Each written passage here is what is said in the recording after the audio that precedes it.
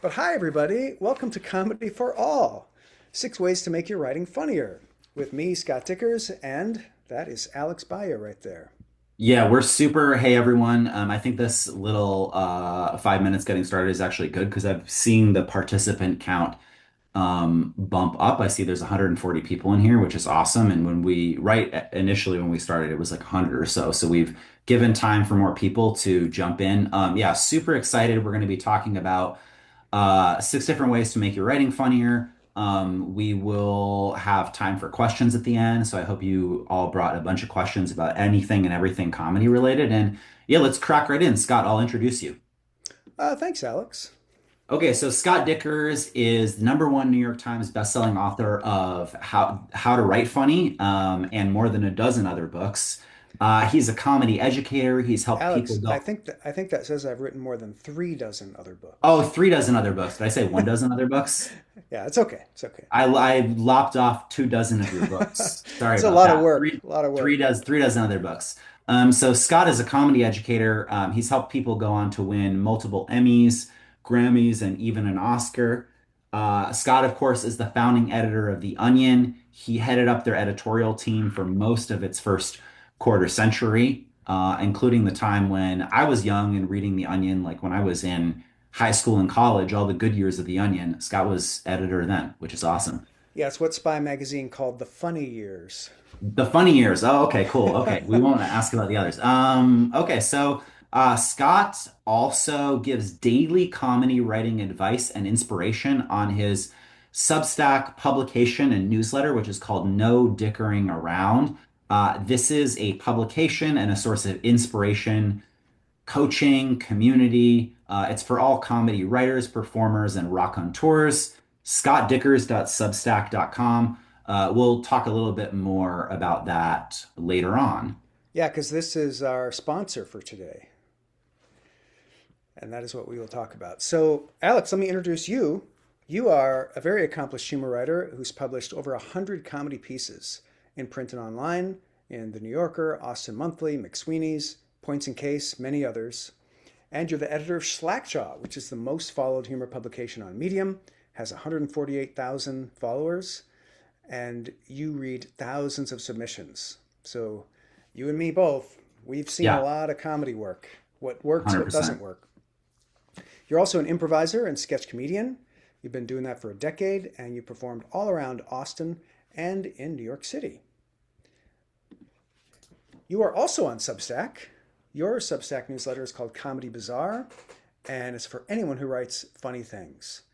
Uh, Alex is at comedybazaar.substack.com, and you do some great stuff over there, Alex, with uh, writing challenges and really great tips for people trying to get their comedy written and published.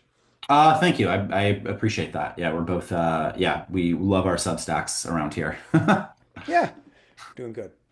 So we're going to get right into it here. This is not one of those webinars where we spend the whole time pitching you some high ticket offer. We're going to spend 90% of our time talking about 6 ways to make your writing funnier. We're going to answer your questions. We're just going to spend 5 or 10 minutes in the middle to promote our sponsor.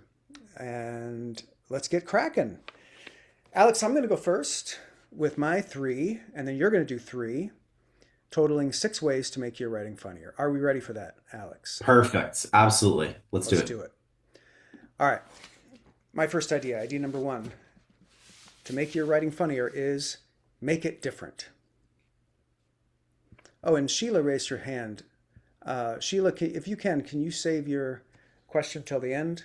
Or Darcy, if she has a procedural question, maybe you can handle that well before we get to the Q&A. So, what do I mean by make it different? Well, the biggest rule of comedy writing, the most essential thing in all comedy is surprise. There has to be some kind of element of surprise. I think generally we kind of understand that, like on a gut level. If it's surprising, we laugh. Obviously, not all surprise is funny, but all humor must be surprising. And so we see that normally in, say, a setup and a punchline. The punchline is funny because it's surprising. But step back a little bit and think about this idea, make it different from a broader perspective. And you'll see that what makes any comedy work, especially new comedy, is when it's different. It's something unique, and it's not something that we've seen before. Joke to joke on a micro level, what we've seen before is maybe like a cliche or, a joke that's been told over and over, a subject matter that's been joked about too much. Macro, step back, and we start to see things like form and format and voice. All of these things are things that if you've seen them once, you don't need to see them again. And this is what makes humor the most difficult genre to write. So many of the other genres, like horror, for example, kind of has its tropes, You got your jump scares, you got your psychological trauma sort of fear that you can exploit. Humor doesn't really have any. Anytime you have a trope in humor, you've used it, and then it can't be used again. It always has to be original. The problem with that is our instinct as people, not just as creative people, but just as people being in society, is to mimic, is to go along with the crowd, do things, the way they're supposed to be done, and all this sort of stuff. And you see a lot of like molds forming, like everybody comes out of the same mold when they're doing something because, wow, this is the way it's done. And it's always the people who break the mold and do something different who really break out and do something amazing. Again, not just joke to joke, but entire career, entire voice, making it different is so key. You want to be like this penguin in this classic Far Side cartoon. I gotta be me, oh, I just gotta be me.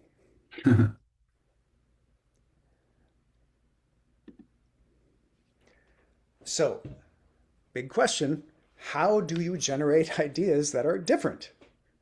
Well, it's hard.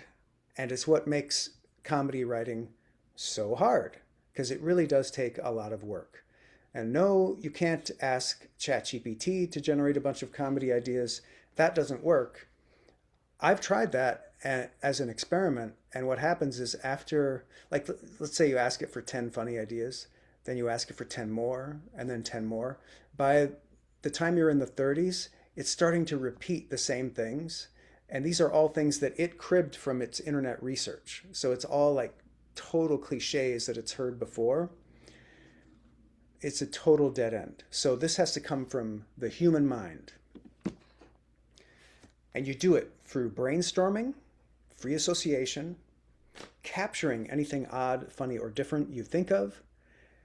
It means sitting down and free writing and just seeing what comes out. It means noticing things in daily life and then quick making a note or picking up your phone and making a voice note to record the interesting thing that you noticed. And then at the end of the week, maybe after every 2 weeks, go through all your little voice notes, go through all your little notes and sit down to write. And you'll be really surprised, pleasantly surprised, to see a really long list of prompts of things that you once thought were funny that you maybe have even forgotten by the time you sit down. So that puts you in an excellent position to be like an audience. You're hearing this idea for the first time and you can judge it very objectively. And you can decide, oh yeah, actually it's pretty funny. And you can turn that into an article, you can turn that into a social media post, a stand-up routine, sketch, whatever you want. Now there is one warning that I want to put on this advice, make it different. It can't be too different. So sometimes people will try to do something so different that it's not really understandable to people because there are kind of rules of the genre. And we don't really have time to go into all of the rules of the genre today, but if you write a piece that's just kind of like weird random stuff and nobody can make sense of it, it's not going to work as humor, even though it's very surprising and different. There's a sweet spot between a totally random, nonsensical, and truly different thing that no one can understand and a terrible cliche that we've heard 100 times, like airline food is bad or lawyers are liars or anything like that. In between there's a sweet spot where it's like the kind of idea that people hear and they're like, oh, that's such a great idea. I wish I'd thought of that idea because it makes sense to them, but it's also new. I want to give you some examples of humor writers who have made use of this make it different tip and done amazingly well. Liartown, USA started doing these basically photographic parodies. He does Sean Tegeracci is his name, and he does parodies of, like you can see here, a store sign, and he'll do like old comic books, old calendars, old record books, and he creates them in Photoshop, and they look incredibly authentic, but they have silly names that are just laugh out loud funny. Like, of course, we all go to Buttwaters every every weekend, right? Um, the beauty is in how well he's doing the parody, but nobody else is doing that. Nobody else is doing the same thing. He completely carved out a special place in the industry where only he was doing that. And I'll tell you, he got offered jobs to write on TV shows. He got offered book deals. Like, when you do something different, it really makes a splash. And people are like, whoa, very different. Another example. I'm going to toot my own horn just a little bit here. Nobody was doing a fake newspaper every week before The Onion came around. It was a completely new and different thing. And in fact, it was actually kind of difficult the first 3 or 4 years because people, it was on the borderline of that sweet spot that I'm talking about. People didn't understand it. When we made fun of them, they got really angry. And they're like, you can't put that in the newspaper. That's not true. And we would have to explain, no, it's a comedy publication. And eventually they got it, and it really took off. One other example, Connor O'Malley.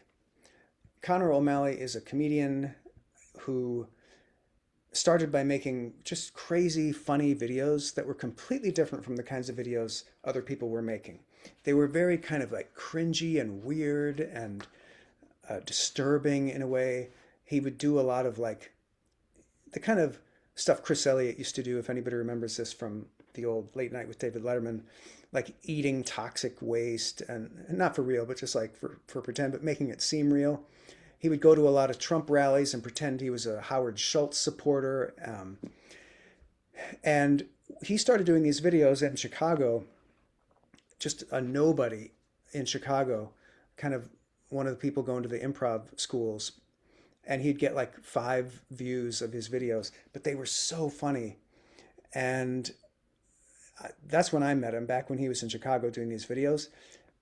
Since his videos started taking off, he got hired to write for Late Night with Seth Meyers, and he got to do a pilot for his own TV show. Again, he made a big splash because he was doing something that was so completely different. So look at everything you create when it comes to humor and eliminate the cliches and focus on originality. Alex, did you have anything you wanted to add to this one? Yeah, I'll just throw in really quickly that, reading a comedy publication or reading submissions for Slackjaw, and then also just, I've been in writers groups for years and years and years and see tons of comedy pitches and the writing communities I'm in. The like two of the most common reactions when something doesn't work are one, this feels familiar, and two, this doesn't make sense. Yes. Those are like the two big things. So I think Yeah. you that this completely resonates with my experience, and I would say we're gonna talk a little bit in my section about one way of getting more original ideas, which is over generation. Yeah. But yeah, being clear and being original, being in that sweet spot where you're totally clear, people get what you're going for, and it's fresh. That's hard to do, and it requires the hard work of committing to the craft and coming up with a ton of ideas. Yeah, because it's like the shotgun approach. It's like you shoot with a shotgun, all these little pellets are going to go, and a couple of them are going to hit the target, but a lot of them are going to miss. Which is completely fine. That's something we want to emphasize that Yeah. a great comedy writer is not someone who shoots, they're not like some precision archer where every shot they're taking is nailing it, Rather, they come up with more ideas and then they develop their intuition over time and they're able to say, well, I've, come up with these 100 jokes or these 100 ideas or premise ideas or whatever over all these weeks. And then a lot of them are bad, a few of them are good, and maybe a couple of them really kick ass. Yep, that's exactly how it works. All right, so we move on to idea number 2, which is don't be so precious. So I run into students all the time who have one project. They're working on an article, they're working on a screenplay, they're working on a novel, and they're kind of kicking it around for weeks. And they don't really have any other projects that they're working on. Just as Alex was saying about ideas, it's true when you step back and look at it from a macro level. People who succeed with comedy have many, many projects. And they finish each one quickly and they move on to the next. The more things they produce, that should be a why, the better they get. Meaning the better the creator gets at producing the things. To get there, to be able to do that, because it's really hard. You make something, you're working on something, and it just feels really important to you. It feels very precious. We often have this feeling of, oh, when I finish this, whatever it is, article, book, when I put it out, it's going to make waves. People are going to love it. It's going to be amazing. And that's not really how the world works anymore. You have to put out a volume of things because only one of those things might kind of get traction and get people to say, oh yeah, that's amazing. So taking on the attitude of, well, nothing I do is precious is a philosophy that benefits you greatly because your writing will have a more fun, dashed off feeling. This is a really important vibe for humor. It can't feel like this is the most important thing I've ever done because it's almost too much pressure for the audience to read that and feel that vibe. And it also puts you in a position to write more. And of course, practice makes perfect.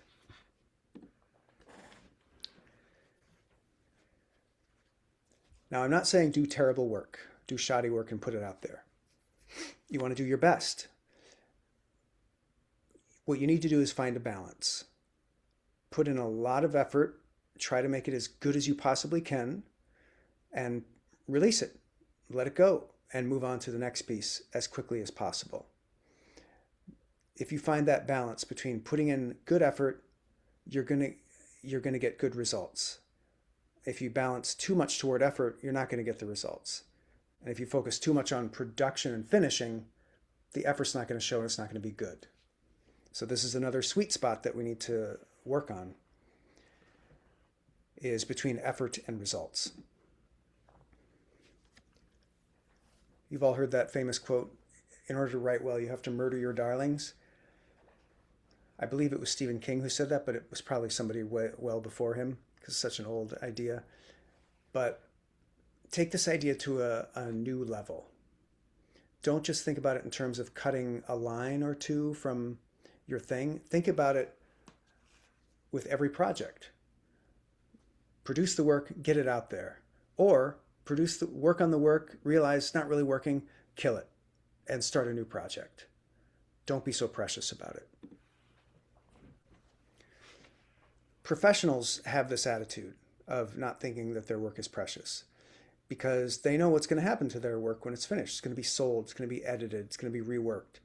So having this, it's not precious, just do my best, put it out there, prevents heartbreak when it comes to having to collaborate with others. It prevents them from being really annoying when they try to get feedback from somebody and they bristle. Like nobody likes that. It's not professional. So it makes you more fun to work with. So here's a little exercise you can try. Try to write a short humor piece in 1 hour. Or try to write a humor sketch in about 2 hours. Try to write a short story in 1 day. And do this as often as you can. I've found that it's the act of going through the process from the beginning, like idea generation, rough draft, starting, all the way to the end, finalizing, finishing, and releasing, like posting. That's what builds the skill because you learn so much from every part of the process.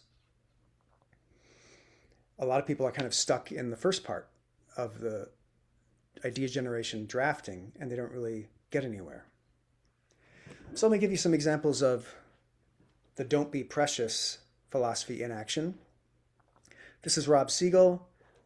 I was a mentor of his. I gave him his first job in comedy, working at The Onion. And he was a guy who, when he left The Onion, he decided, well, I want to write screenplays. I want to write movies.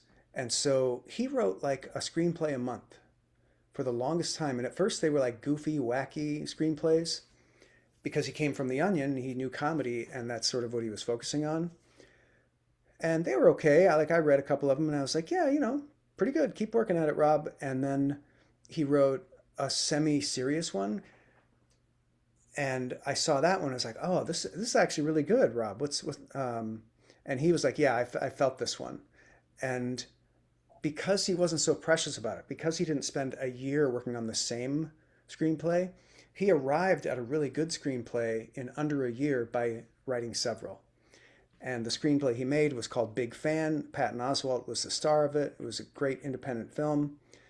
And then he got hired to write movies. He wrote The Wrestler, the Mickey Rourke movie, and that Mickey Rourke won an Oscar for that movie. So don't be precious. It pays off. You can succeed faster when you have that attitude. Another example I want to give you is Garrison Keillor. Some of you may know as the host of A Prairie Home Companion. He hosted that show for like 140 years. And every week he told a story on the show called Tales from Lake Wobegon. And you can find these, they're all online, and they are masterworks of storytelling. Garrison Keillor is our finest storyteller. And he has a process where he dashes off a draft one day, and then he reads it through the next day, and then he forgets it, and then he tells it live on stage the day after. And that's how he does it. And if you listen to these, they sound so perfect. He's got a voice for radio too, so it's beautiful to listen to him tell these stories. And they're like wonderful little stand-up routines that he's just winging. And the way he got so good is by dashing one off every week and not really thinking that much about it, not being precious about it. And he too has, this ability of his to tell a good story made his career take off. And he wrote several best-selling books. They made a movie out of The Prairie Home Companion. This is the poster for that movie. Why am I spacing on the name of the director for that movie, Alex? You remember who that was? He directed I MASH. don't know who directed that movie. And somebody in the questions, Robert Altman. It was right on the tip of my tongue. Ah. And like I said, he's one of our nation's finest storytellers. He's like a modern day Mark Twain. Got there from not being precious. Before I move on to idea 3, Alex, did you want to chime in on this one? Yeah, I'll just say I really am a fan of the phrase people remember the hits, not the misses. And I think people, when, especially newer writers, they can get very self-conscious and afraid that people are like judging their work and that, oh, I'm going to write a thing and I'm going to post it on Substack and people are going to see that it's bad, or I'm going to put up my jokes on Instagram and people are going to be like, yeah, this sucks. Like you need to stop. Like you need to go live in a cave and like never make anything ever again because this was like really bad. Like we're going to convene a meeting where we talk about how bad this is for like a long time while we like have chips and dip. But yeah, nobody does that. What happens when things are bad is that nobody notices or pays attention to it. And so doing this, as Scott said, doing this volume of work, getting your reps in, that's how you work up to doing work that lands, that people notice, that takes off, that's more accomplished. And then that's the thing that people notice. Couldn't agree more. Yeah, I love that phrase too. And I use it. I put terrible stuff out there sometimes and nobody notices. Doesn't even matter. All right, idea number 3 is use all 11 funny filters. Now, what do I mean by that? Well, the 11 funny filters are the 11 different kinds of humor that you can use. Any kind of joke, anything that makes you laugh that was professionally crafted uses one or more of these 11 tools. And they're the only ways to make something reliably funny. I've done the research. You can quote me on that. I'm going to run through all 11 right here. We don't have time to get into all of them in great detail or how to use them, but you're going to get the very brief run through here. They're in no particular order. Irony. This is where you use contrast and you work with clear opposing forces. So, for example, you say the opposite of what you think, and not sarcastically. That's like a poor man's irony. Irony is when you really, bury yourself in the part and you believe what you're saying and you say the opposite of what you mean. You do it with a whole article, you do it with a whole stand-up bit. It adds a wonderful layer of humor. Character is probably the most powerful of the funny filters. This is when you use made-up people who seem drawn from real life. They seem like people that we recognize. We've seen them before. And you use them as the vehicle to communicate your subtextual idea, whatever you're trying to communicate, whatever comedy you're trying to make. And the best way to use character is to use character archetypes. I wrote a book called How to Write Funny Characters, which lists the 40 most popular character archetypes and how to make them original so that you're not just doing the same characters people have done in the past, which, as we talked about earlier, is a cliche and you don't want to go there.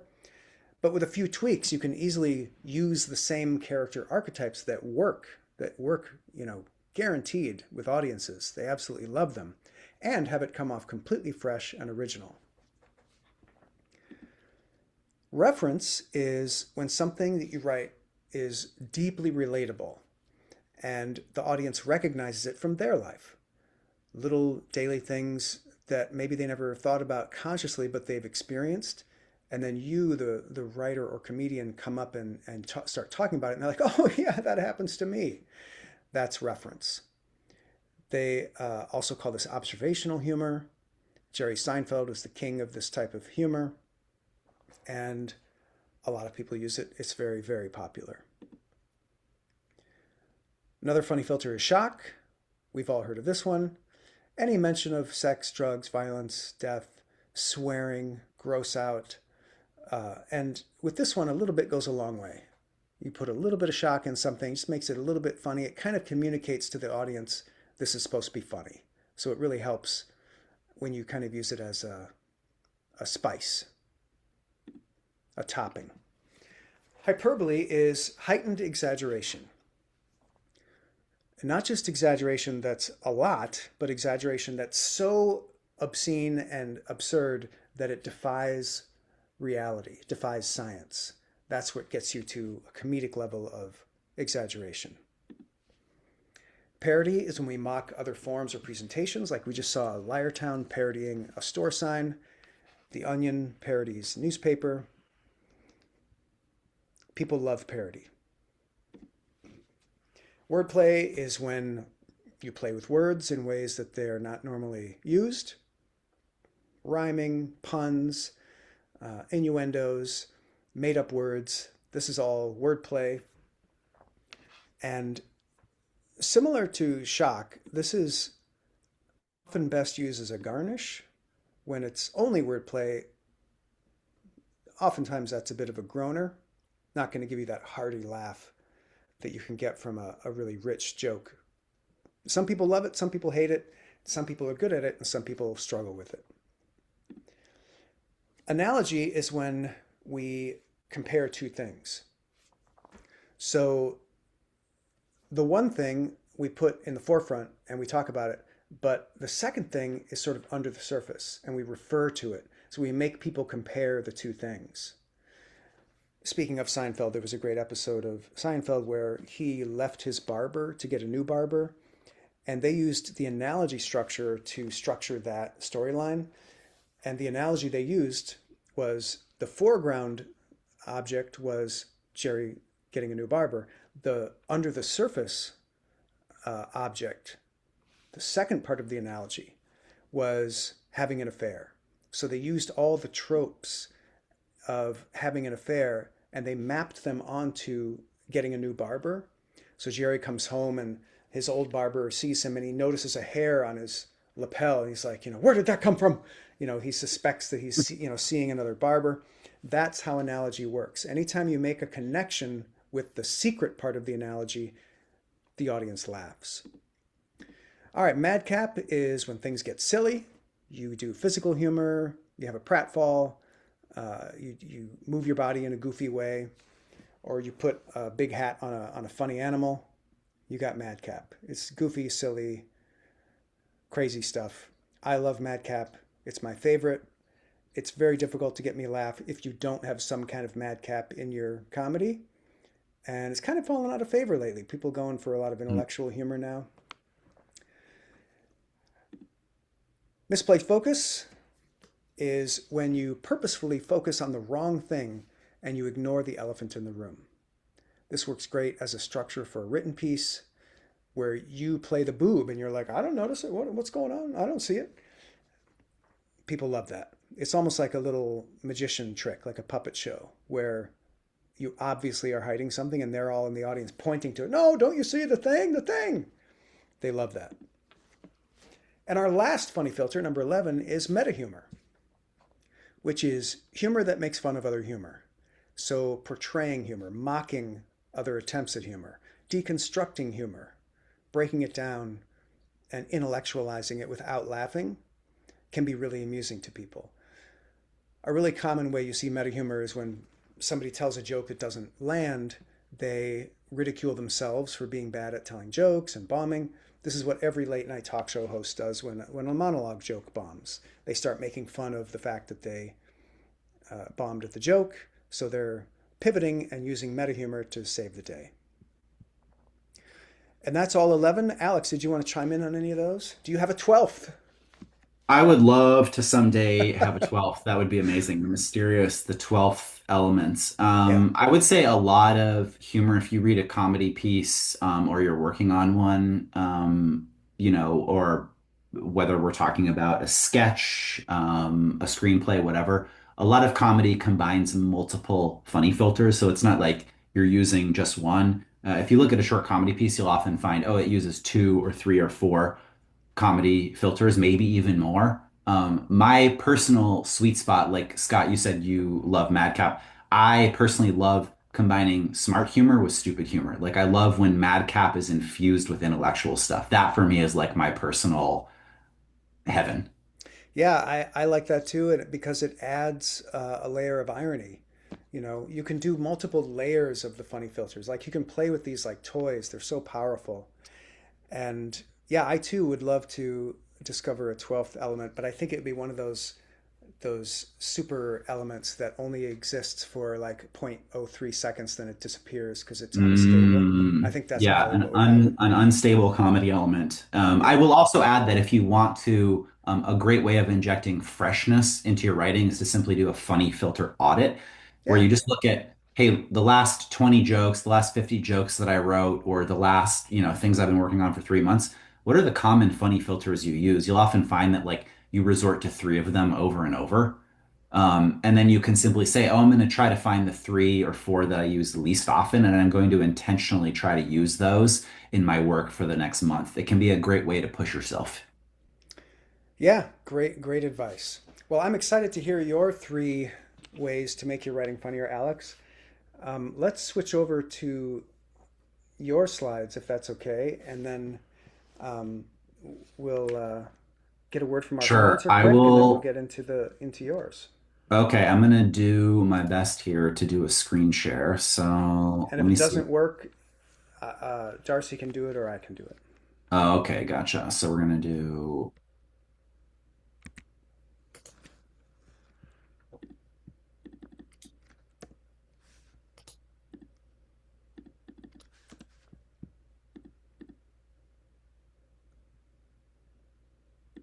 Okay, I need to go down here and that's.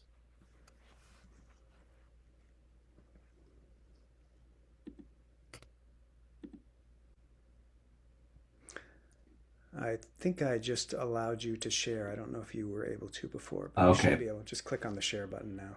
perfect. There it is. The only thing I don't know how to do is get that very beautiful window where you could only see the slide. Yeah, I mean, you can play the slideshow, but then you don't see the side slides, the next slide, and all that. I'll just go with this. This is All right. probably Yeah, okay. that's fine. All right, so a quick word from our sponsor. So both Scott and I, one of the ways we sustain ourselves, we of course love to make comedy, but we also teach and we help people write funnier stuff. That's kind of one of the ways we make a living. So I want to tell you about Scott's Substack, his publication. It's called No Dickering Around, and I would highly recommend that everyone who is on this Zoom meeting go check it out. Um, so what is No Dickering Around? It is a newsletter, it is a publication, it's also a community of comedy writers who are working on new stuff every single day. And it's a way to get accountability and coaching, which is so helpful. We don't want to just kind of write in isolation, pecking away at our little ivory tower of comedy. You want to be surrounded by other writers who are working alongside you. You want to have coaching and mentorship and accountability and support. That's the way that you're going to really feel at home and feel compelled to keep going and also able to make those micro adjustments in your comedy. So no dickering around. I mean, it's a publication on Substack. And I would recommend that actually everyone just go to No Dickering Around right now. You can be a free subscriber of it. I'm going to pitch you on why you should be a paid subscriber of it, but you can just subscribe right now for free on Substack. So here's what Scott is offering right now. He has a membership in No Dickering Around, which is called Inner Circle. This is basically a level where you're going to get a bunch of different bonuses. You're going to get a community, you're going to get accountability and coaching. So, first of all, you'll get access to all of his daily posts on writing and humor. There is a new, fresh post every single day. I follow No Dickering Around. I read it, I learn from it. So, first of all, you'll just get that base level of being able to read Scott's daily ideas about comedy writing. You'll also get a weekly accountability chat for the entire year if you're a member of Inner Circle. So, you can go in, there's a post once every week where you can post what you're working on and you can get accountability to keep working on that project and see it through for the entire year. Super important. And of course, you'll see it's a public thing. So you'll see other people posting their projects, whether they're talking about working on articles, working on a book, working on a screenplay, whatever it is, you'll be within that community of accountability. Scott also does monthly Zoom accountability meetings. So it's not just posting a thread. You can actually pop on a Zoom with Scott and with other people in this community where, as writers and as comedians, you're talking through this is what I'm working on. Here's the progress I made. Here are my blocks. Here's where I kind of fell short, or here's where I had a breakthrough. Super massively important because in this case, you're actually around other people and you can hear them and talk to them. If you subscribe to the Inner Circle, you'll also get all slides from today's webinar and a recording of today's webinar if you would like to go through it again. As a third bonus, if you subscribe to Inner Circle, you'll get all of Scott's How to Write Funny books in his series. There are 4 books. How to Write Funny is the first one, and then there's 3 more after that that get into different aspects of writing funny, writing funnier characters, how to write like in groups and go from individual writing to group writing. The book one, How to Write Funny, and for my money, is the single best volume on comedy writing. That is the book that I like. I've read a bunch of, a self-help nerd. I love reading self-improvement stuff alongside actually just reading funny prose. How to Write Funny was for me the most helpful book for just learning the principles of comedy. That's where Scott goes through the 11 funny filters in more depth, explains what they are, gives examples. So, at the very least, I would say read book one for sure. But if you join the Inner Circle, you'll get all 4 of these books as digital copies. You'll get it in Kindle form, so you can throw it on your Kindle, PDF form if you want to just read it on your iPhone or whatever. Scott, do you have anything to add so far? Yeah, I'm working on uploading the audio of that too. Within the next couple of months, we'll have the audio of all the books that you can download for free and listen to as well. Okay, awesome. Yeah, that would be helpful because some people do love their Yeah, audiobooks. I live by audiobooks. Oh, okay, interesting. I have not gotten into them yet. I'm a Oh, book reader. So yeah. let's see. Bonus four. You will also get, so bonus 4 and 5, you're going to get access to two of Scott's digital courses. One of them is called Comedy Business School, and the other is called How to Write Funny. So I have done both of these courses. I did Comedy Business School, I don't know, a few years ago. Comedy Business School is an online course that is basically about the career of being a comedian. It's basically self-development and career development if you want to do comedy professionally, if you want to be a professional comedy writer in any sense. That could mean just like literally, I just want to make money from my writing. It could mean you want that to be your entire career. It could mean you want to sell a screenplay. Comedy Business School is all about that. And how to write funny is basically all of the core ideas, the mechanics of comedy in a video course form where Scott is actually taking you through it, video by video.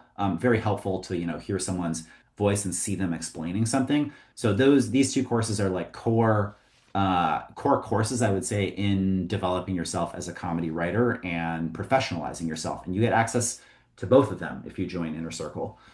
Scott, do you have any comments about those two courses? The Comedy Business School sells for $400, and How to Write Funny sells for $300. So it's like $700 in bonuses, plus the books, another $50. We're giving away some serious bonuses here. Yeah, so these are like real legit in-depth courses. Like they'll take it's not a thing where it's like a 2 hour course where it's a few video. Like it's a thing that you could spend literally a month. You could work on the course every day for a month and go through the Yeah. whole thing, make a ton of notes, that kind of thing. Bonus six is you'll get lifetime access to Scott's weekly Zoom writers room. So we were talking before about the accountability meetings. The writers room is actually a place where you can pitch ideas and talk comedy specific. So actually pitch jokes, talk about things that you're working on. This is super helpful to get feedback on your actual comedy itself. And Scott does these every single week. And I love them. It's great to see everybody's ideas and give feedback. And it's so healthy for everybody to not only show up with their work, but to give feedback on other people's work. Yeah, I would. That's actually a good point that I think a lot of people overlook is that you build your comedy brain a lot by giving feedback because it forces you to think critically about like what works and doesn't work. Bonus seven, this is, I believe, the final bonus is you'll get access to Scott's comedy brainstorming app, Comedy Mastermind. Scott, I'll let you give the version of that because this is the one thing that I'm less familiar with. Yeah, so this is a new project I'm working on, and it's going to be finished soon and available in the Apple Store and Android, the or Google Play Store. The app is a distillation of all my books, all my lectures, coaching, writers' room feedback sessions that you can talk to, upload your ideas to, and even brainstorm with as like a brainstorming partner. And we're going to sell lifetime access for this app for $599 on the Apple Store. It'll be like $60 a year, 29 a month, something like that. But we're giving away free lifetime access to you guys here as a bonus if you sign up for the bonus offer, the no dicking around offer.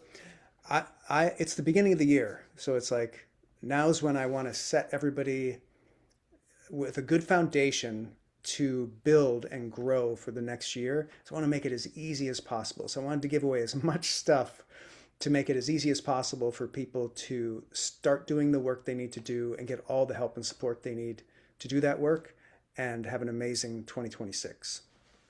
Yeah, so I would think of all of these different bonuses as like these are a bunch of different tools that will just help you that will support you in your comedy writing career and in everything you're doing this year. And it's a bunch of tools that different people might lean into more. Like some people might really, really like the comedy business school. Other people are going to be on the writer's room every single week. So this is a suite of different things that you can use to sort of catapult your success. So basically, go to scottdickers.substack.com. That is no dickering around. At the very least, just sign up to become a free subscriber. That's super easy. You can do it instantly. If you want all of these bonuses, like everything we've just talked about, sign up for a paid membership. It is a 1 year membership called Inner Circle. You have to select the Inner Circle membership to claim all of these bonuses, and then you'll get everything we just talked about. The offer is good through the end of this Monday. Yeah, and some of the bonuses will come in a paywalled Substack post. You'll also get access to a member area where you'll get the courses. And if you're still wondering, I don't know what this whole Substack thing is. Here's the simple version of it. It's a website. It's just a website. Don't worry about Substack if you're not familiar with it. It's nothing crazy. It's a newsletter that shows up in your inbox every day, but it's also just a website that you can go to. Yeah. And you can start your own Substack newsletter and write comedy and post it. And Which I would actually recommend. I absolutely would recommend it as well. Yeah, I've been doing a little research to do. I usually on my Substack, I usually just write advice about like the craft of comedy, but I've been working on a post on like how to like grow your platform because people ask for it. And one of the things I found is that if you just want to write prose, if you just want to write funny essays, articles, or whatever, right now in 2026, the best platform to be on is Substack. It is like of all the social media platforms, of anything, Medium, Instagram, or whatever, if you're just doing pure writing, if you want to write fiction, stories, essays, humor pieces, Substack is the place to be. The other great thing about it is it lets you grow a list. When people sign up for your Substack, like when you go sign up for Scott's Substack, you join his list. When someone signs up for your Substack, they're joining your list. So you can actually grow an email list of people, and then you can take that list anywhere. If you eventually decide, oh, I want to use something else, I want to go to a different platform, you can just take your list of people over to a different platform. Other social media sites, you can't do that. If you grow a huge following on TikTok, you can't decide, oh, I actually don't like TikTok anymore. I want to like take my followers somewhere else. Like, no, they're locked in there. So that is sort of one thing that is superior for comedians who want to put their work out there for using Substack compared to any other platform, which is you own that list, you own that subscriber list. Yeah, it's like an easy way to have an email list without having to have any of those email service providers, customer management software things, or anything like that. And Substack doesn't censor, so you can talk about anything you want on Substack. It's a blessing and a curse, but if you avoid the horrible stuff on Substack, there's a lot of great stuff on Substack. And I personally am a free speech absolutist, so I like knowing that I can say whatever I want, and it's not going to get censored. Yeah, same here. I am the same. And I will also say that Substack is they just make it easy. It's just a Yeah, clean, nice very. looking platform, and it's like a great way to interact with other writers. It's gotten very big in the literary community. So even just writers who are writing, sad, serious literary fiction about death and cancer and alcoholism and all that Yeah. fun stuff. Those people love Substack. So great place for writers of all kind. Yeah, did we cover the We did. Yeah. Thanks so Okay. much for the kind words you had to say about my offer here, Alex. And I'm proud to be our sponsor today. And I'm excited now to get back into the 6 ways to make your writing funnier with your next idea, idea four. Okay, great. So let's talk about the three final ideas. So idea four that I want to talk about is overgenerate.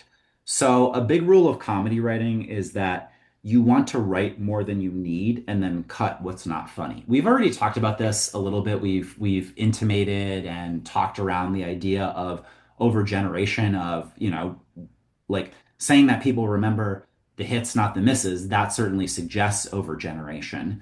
But yeah, I really want to emphasize how important it is to just uh, keep working on new ideas, keep working on new comedy every single day.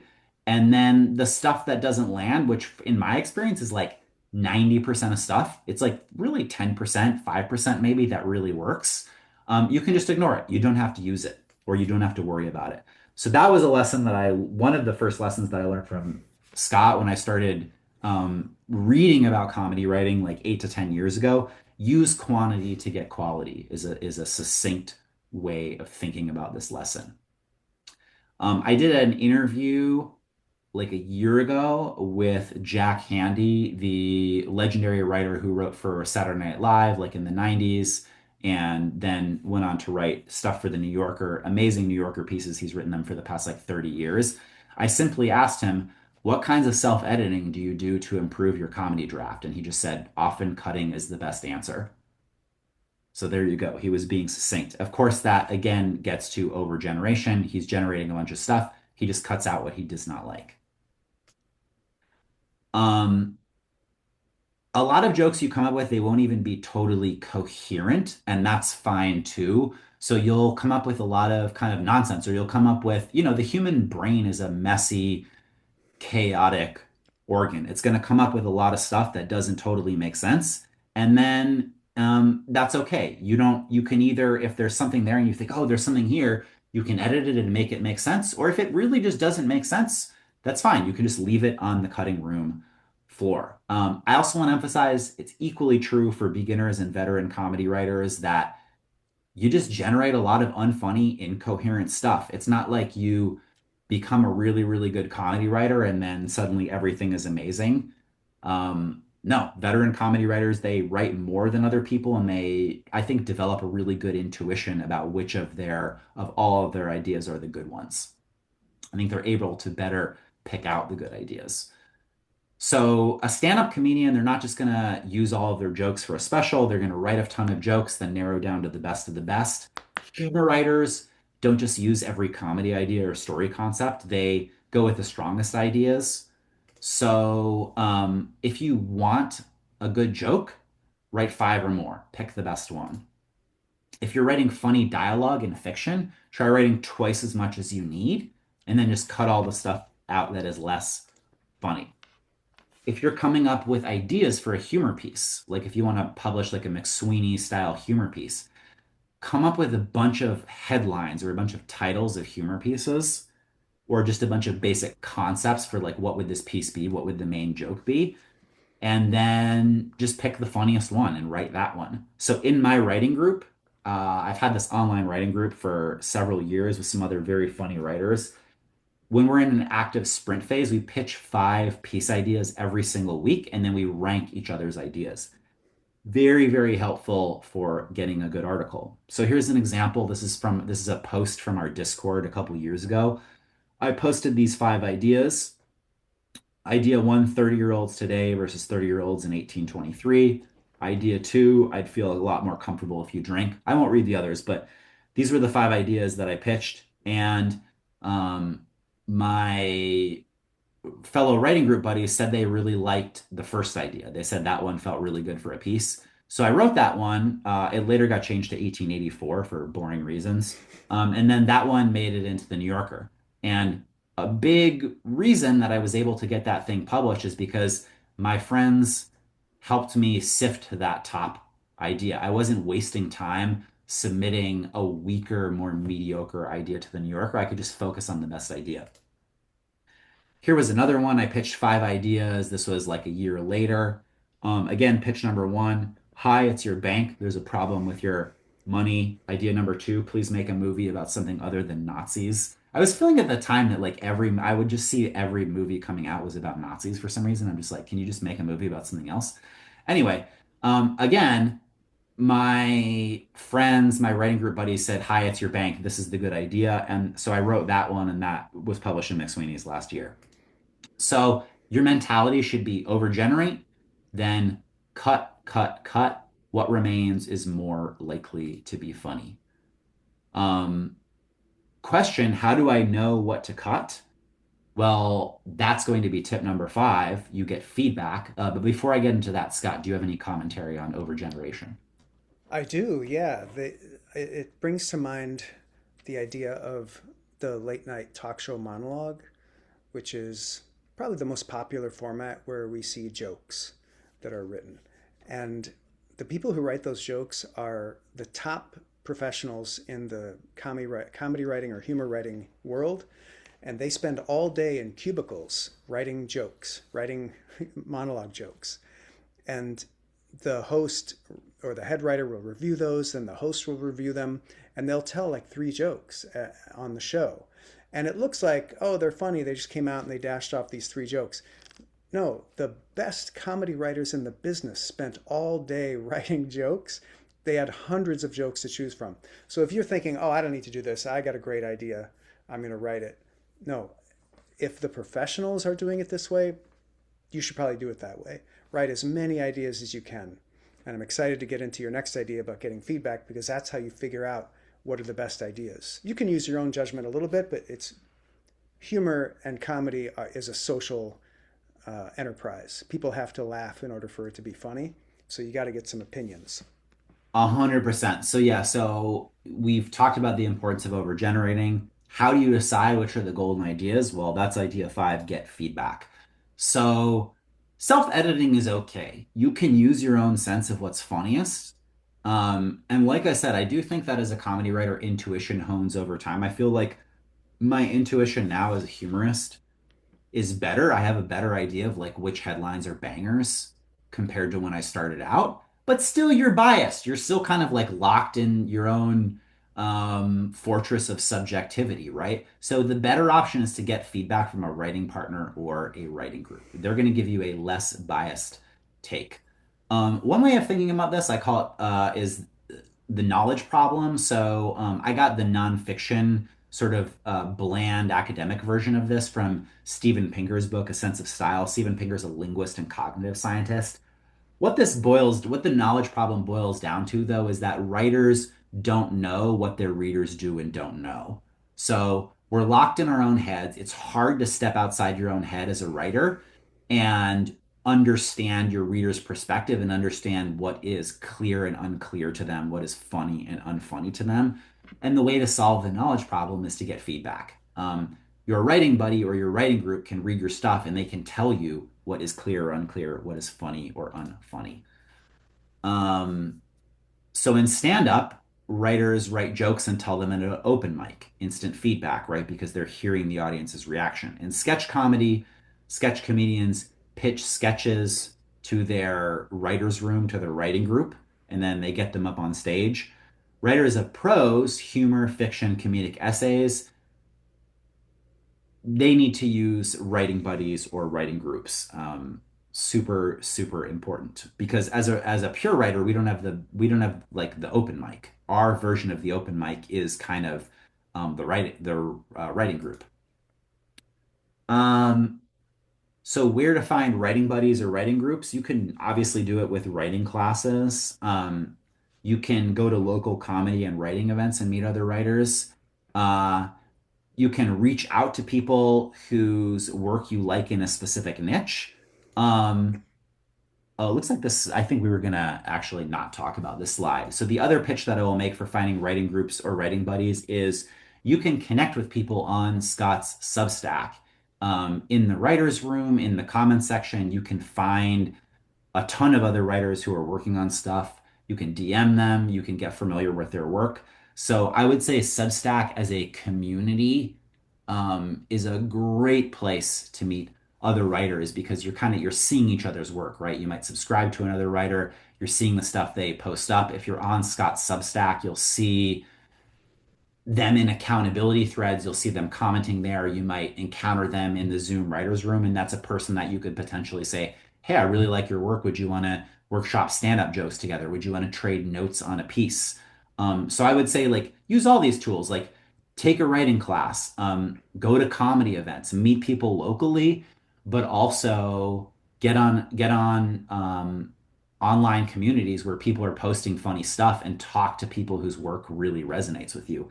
I'm a huge fan of the all of the above approach. I don't think like, oh, it's better to do local, it's better to do Substack. My thing is like you should absolutely do all of them. Yeah, the more the merrier. You want to get as much varied feedback as you can, because different people are going to have different opinions in different groups. There's always groupthink. So one group might have a different opinion than another. If they all generally agree, like that's a pretty good sign that they're right, especially if you also agree. But you have the right to veto too. If you don't, you think they're all wrong and you want to do your thing, you can do your thing. Don't be so precious about it. Try it and then try another one. I got a lot of value. I had an in-person writing group here in Austin for years. I got a ton of value out of that. We would just literally, we were like the writers group in the coffee shop, hogging the big table Awesome. for, 2 hours straight, just talking Uh-huh. through each other's jokes. And I got a Not, ton of value out of that. that's great. Not Yeah. ordering any coffee. Yeah, like Uh, I'd order like a small tea. I'd order like a small tea for $2 yeah, and then sit my ass in that seat for yeah. like 3 hours in a row. But you mentioned the my Substack. Yeah, people have collaborated. They've met in person. There's some really great camaraderie when you get people in a group together and they do comedy. Because it can feel really lonely when you're out there producing stuff. You need a group. You definitely need to grow up. You do not want to be just running off on your own. So yeah, I would encourage everyone, like if you're taking this journey of comedy writing, avail yourself of the in-person options of being active in your community, like going to comedy shows, and avail yourself of just connecting with other writers online who you resonate with their stuff. All right. The last idea that we're talking about today is writing in character voice. So Scott mentioned character as one of the most powerful and funniest funny filters.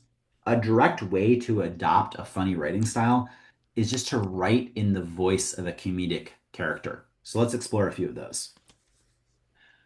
Homer Simpson, one of the most beloved and funniest characters of all time. Homer is an everyman. He's flawed but relatable. He's impulsive. He loves to eat and drink. He loves his family. He tries to do his best, but his poor decision making and bad impulse control thwart him. I think Scott, you've said before that Homer Simpson is his archetype is basically like the idiot, Yeah, there's a classic archetype that I call the dummy, which the is, dummy. Okay. but like any character on a TV series, he's nuanced. But you start with that kind of basic framework of the dummy, and then you build from there. And Yeah, so he's, his core thing is the dummy, and then like one layer of nuance is that he's an everyman dummy. He's yes, impulsive. He loves food. He loves to eat all the slices of American cheese, that kind of thing. So that's a little bit of nuance. So a quote from Homer Simpson, "Kids, you tried your best and you failed miserably. The lesson is never try." And then there's the one where he eats the 64 slices of American cheese in a row. Elaine Bennis from Seinfeld. She is confident and uninhibited. She acts like one of the guys. She says what's on her mind. Social consequences be damned. So one of Elaine's big things is she has like zero filter, and she has the physically intense and awkward energy.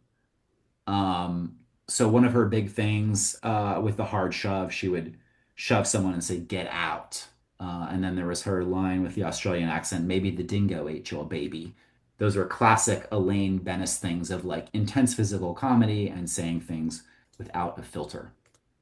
Um, Another character I like, Jeeves from P.G. Woodhouse's comedic novels. Jeeves is a humble and highly intelligent butler of Bertie Wooster, who's kind of the other main character in many of Woodhouse's novels. Jeeves is the epitome of understated, dry wit. Eminently wise, a classic English gentleman. Great, great character. I'm a huge fan of Woodhouse's humor writing. And by the way, we talked before about how wordplay can be really hit or miss. It can definitely fall into cheese and groaners. Woodhouse had some of the best wordplay. He would have these exquisite pieces of wordplay that were legitimately really clever and funny.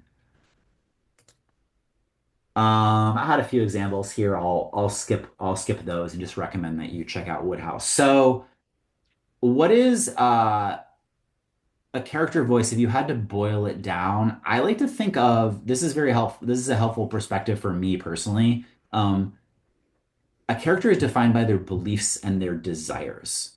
Another way of putting it is they're defined by what they want and how they try to get it. So this was a lesson I got from former improv coach of mine named Joe Bill. Joe Bill liked to say, "How you do what you do is what you are." That's another way of thinking about it. Um, so when you're writing in character, you have an infinite device for generating funny ideas. Why is that? Well, you can always ask, how would this character react in blank situation? When we know who Homer Simpson is, we can put him in any situation. We could put him in the space shuttle. We could put him at a 7-Eleven. We could put him at the nuclear power plant in an emergency crisis situation.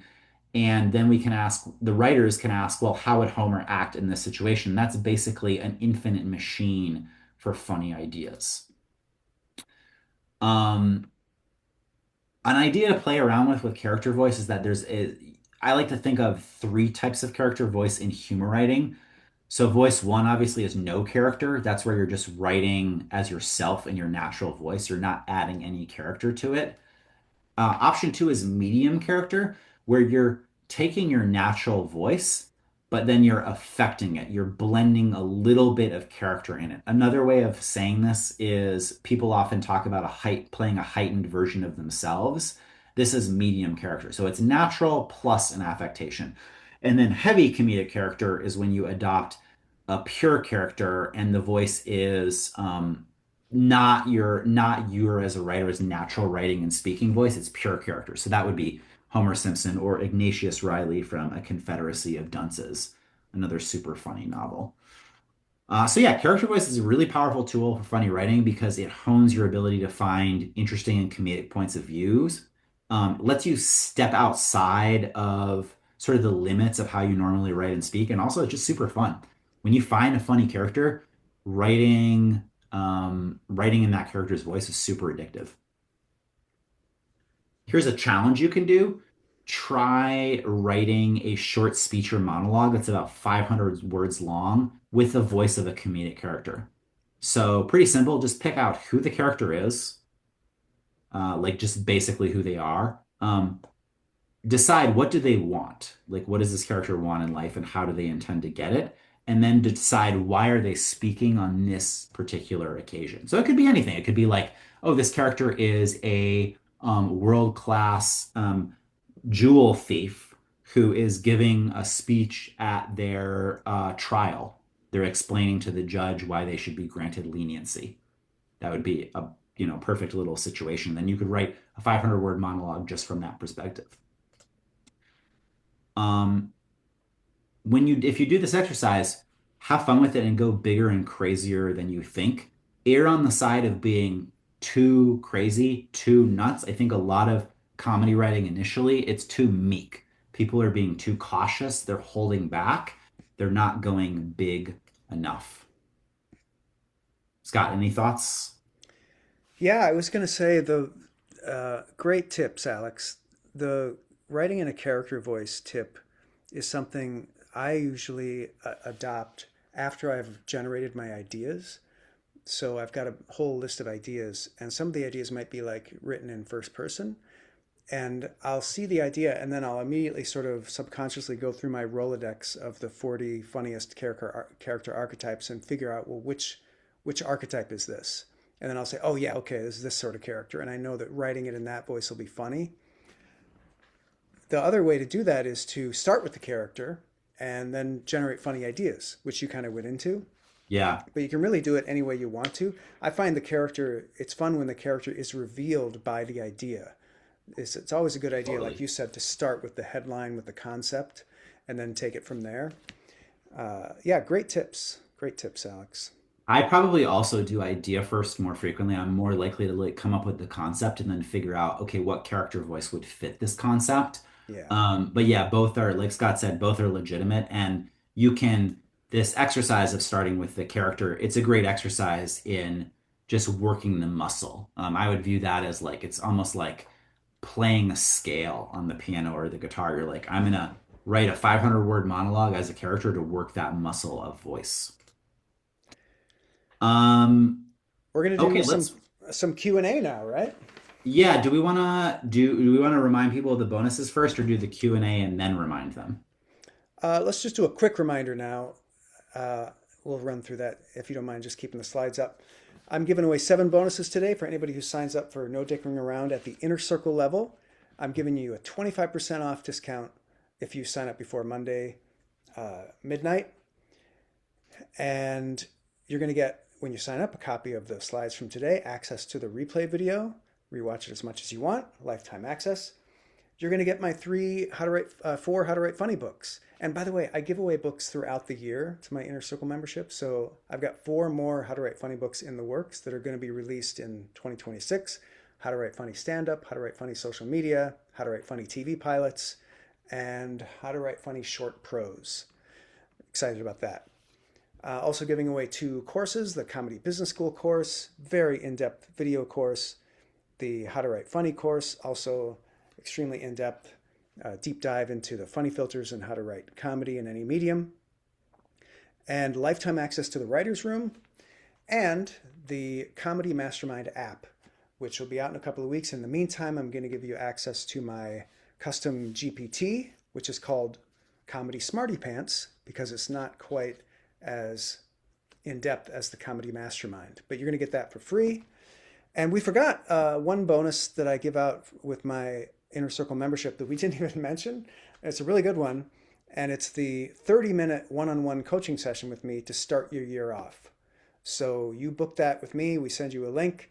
And we spend the whole time just talking about you and your goals to get you, like I said, I want to set you up for the most success possible in your humor writing journey for 2026. So you can look back next year and say, oh my God, I can't believe how far I've gotten. That's amazing. 30 minutes is legit. That's not a 5 minute meeting. 30 minutes is Serious amount of time. you can Yeah, cover a lot of ground in 30 minutes. sure can. And that's where you go to get all that. So it's been my pleasure being your sponsor today. But now let's do some Q&A. I'm excited to see, I know some questions came in. Darcy, do you mind fielding those for us? Yeah, so I've answered about half of them, but there are 16 left for you and Alex. Lovely. Yeah, I don't know if are you both able to see those or do you want me to read them? I think we can see them, right, Alex? Should be at the bottom of your screen, Alex, where it says Q&A. Yeah, like is it the webinar chat or is it a different thing from the It's a webinar chat? different thing. It's called Q&A. It's at the bottom of the Zoom Oh, okay. screen. There's a Q&A bubble. Okay, I'm gonna try to let's see if I know where that is. Oh, I And can I see. will mark them answered as you go along and answer them. Thank you, Darcy. Okay, one of the things I'm gonna do is stop sharing the screen, but I don't know how to do that. Oh, here I stop share. Okay, cool. Yes, Well, I I can see get, the see the I'll get Q&A cracking now. on answering a question here while you're getting that set up, Alex. Yeah, I see it now. I'm at the Q&A. All good. Pet Doc Donna asks, well, certainly you're welcome, Donna. Do we worry about AI replacing screenplay writers, and what agents slash managers can we contact? I'll answer the second part, and I would love to hear your thoughts on the AI, Alex. Second part Yeah. is you can contact any agent or manager you want. Most agencies and talent agencies, management companies have some agents like junior agents, junior managers who accept unsolicited submissions. So you can just send them a packet, say, hey, I'm out here doing this work, would love to get representation.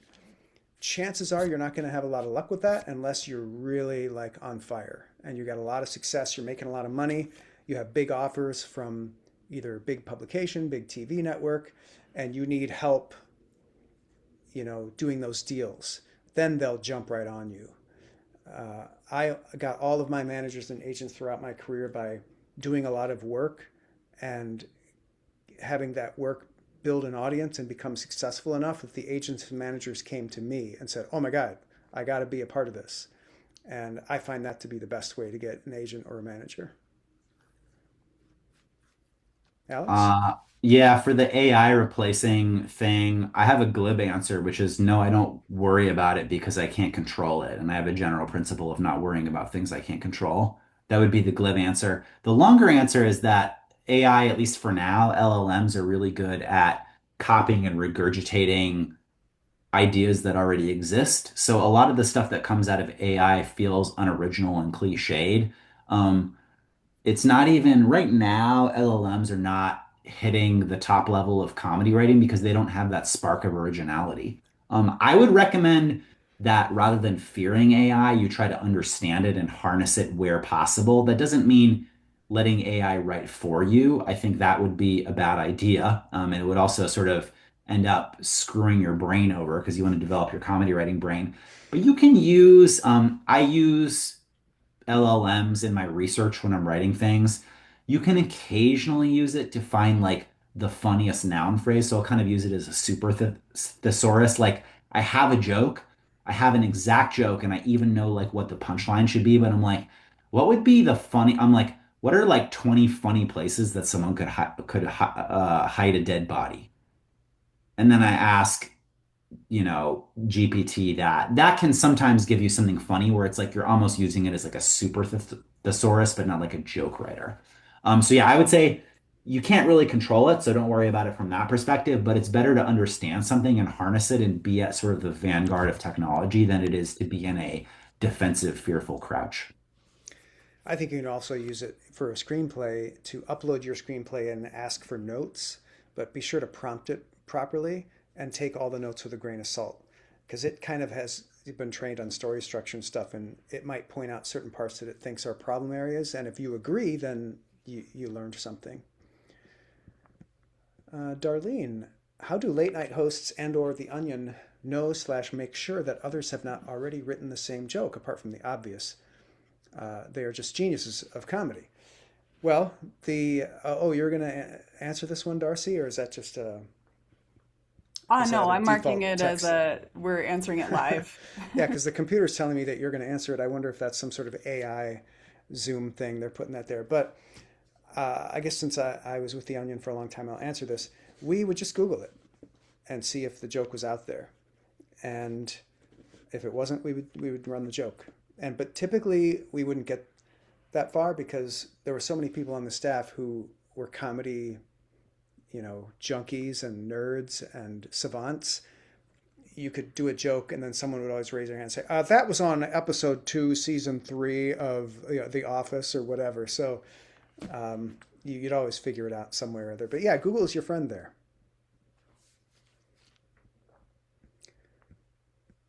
Next question, Alex. Yeah, so You can explain this one, right? What yeah, do you free mean by free association. association? Free association just means writing. It literally means chaining from one idea to the next. So if you're like writing a sentence about birds, whatever that makes you think of, you just write the next thing. So free association can come up when you do stream of consciousness writing, like morning pages where you're literally just writing stuff down, pen to paper or fingers to keyboard, and you're just writing without stopping. So you're like, I'm going to write for 10 minutes. I'm just going to write sentences. I don't care if they're coherent. I don't care if they're good or funny or anything. I'm just going to type for 10 minutes straight, no matter what.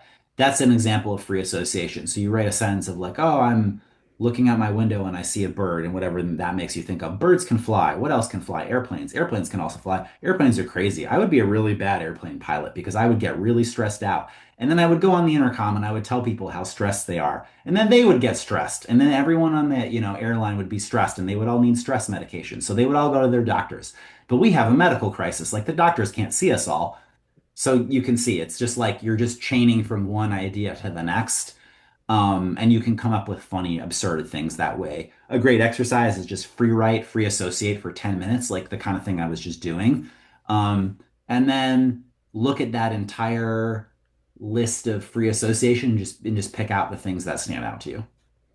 Excellent description, Alex. One thing I would add to that is don't stop and go back and correct errors. Just plow ahead. Make as many errors as you want. Make it So make it barely absolutely. readable after the Yeah, yeah, fact. you don't want to you're really unleashing the clown. You don't want to go for coherence there. You're going for maximum chaos and you're going for maximum uh like you're unchaining your consciousness. You want your consciousness to truly roam free. Yeah, absolutely. Is it possible to create a specific vibe or voice to your work that's not reflective of your personality? Or does that always come off as lame? No, I think you do that all day. That's what Steve Martin did, and he had a very successful comedy career. A lot of people have done that. Robin Williams, his real personality was very shy and quiet, but he's a completely different person on stage. Yeah, I think a lot of, like I mentioned, Jack Handy, I think a lot of his work, he was incredible at adopting the voice of this sort of like bizarre, overconfident idiot. A lot of his character work. He wrote a really funny novel called The Stench of Honolulu, and his deep thoughts kind of have this sort of persona of this really deranged, overconfident idiot. And that's not what he's like. It's just this really funny voice that he found. Yeah. I think I was the one who mentioned intellectual humor, so I feel like I should answer Pet Doc Donna's other question here. What's an example of intellectual humor?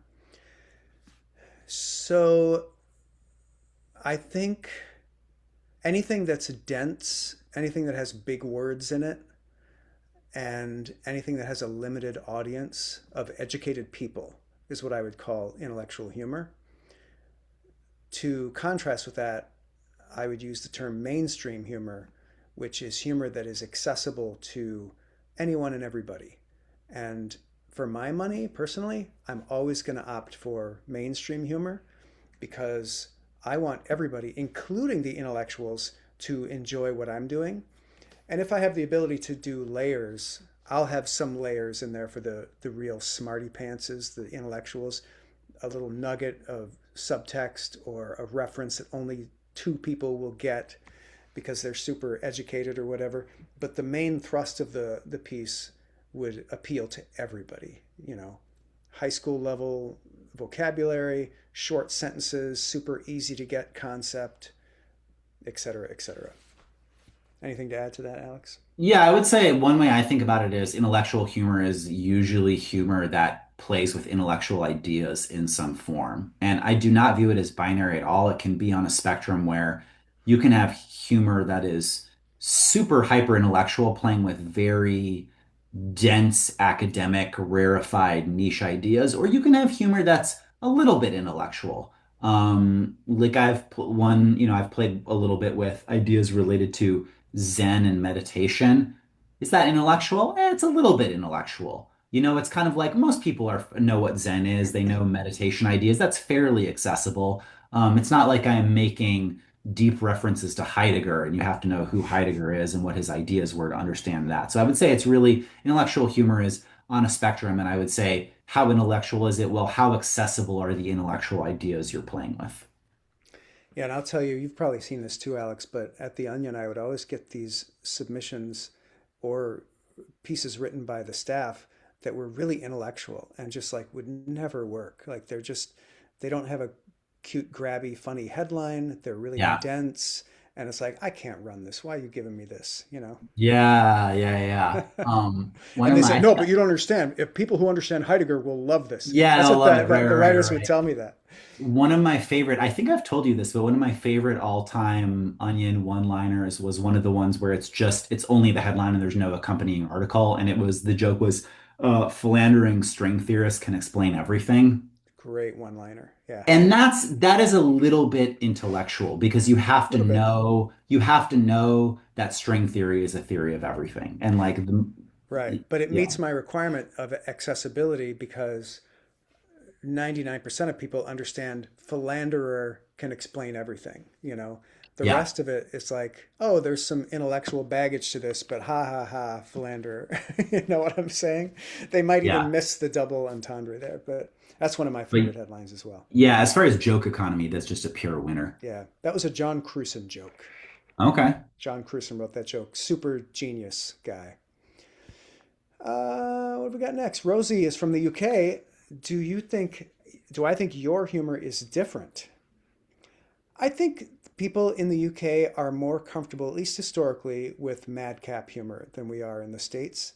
That's what I would call the main difference. Like when I discovered Monty Python here in the States, it was a revelation to me because so much of what we did was like, stand up comedy. We were standing there and telling jokes. They were just like zany and they were just like all over the place and doing incredibly goofy, silly things where they didn't mind making fools of themselves physically. Alex, did you have any insight in that? You been to England? I have been to England. No, I don't really have anything to add there. I think cultural differences in humor are real, but I think there's probably more overlap and commonality than there are differences. I think we can get a little bit caught up in, oh, this is a different cultural expectation, but we have probably more in common than we do differences, in my opinion. Oh, totally. Yeah, I couldn't agree more. Alex, what have you seen lately that stands out as different? I mean, I read a lot of stuff, so I'm trying to think, what are things that I've seen? Oh, man, there was a movie with Colin Farrell that I saw that was super, super funny, but I can't remember what the name of it is. It was super funny, dark humor movie. I'll see if I can locate that. I mean, in sketch, I think You Should Leave is a super funny sketch show. I'm a big fan of Tim Robbins and stuff. Um, yeah, what else is really good? Yeah, what about you, Scott? Yeah, why don't you look up that Colin Farrell movie and I'll agree with you on I think you should leave. I think that's amazing. I thought um, when South Park started, it was incredibly different, and you can see the success it's had, and it's only gotten better over the years. They miss sometimes, but it's mostly hits.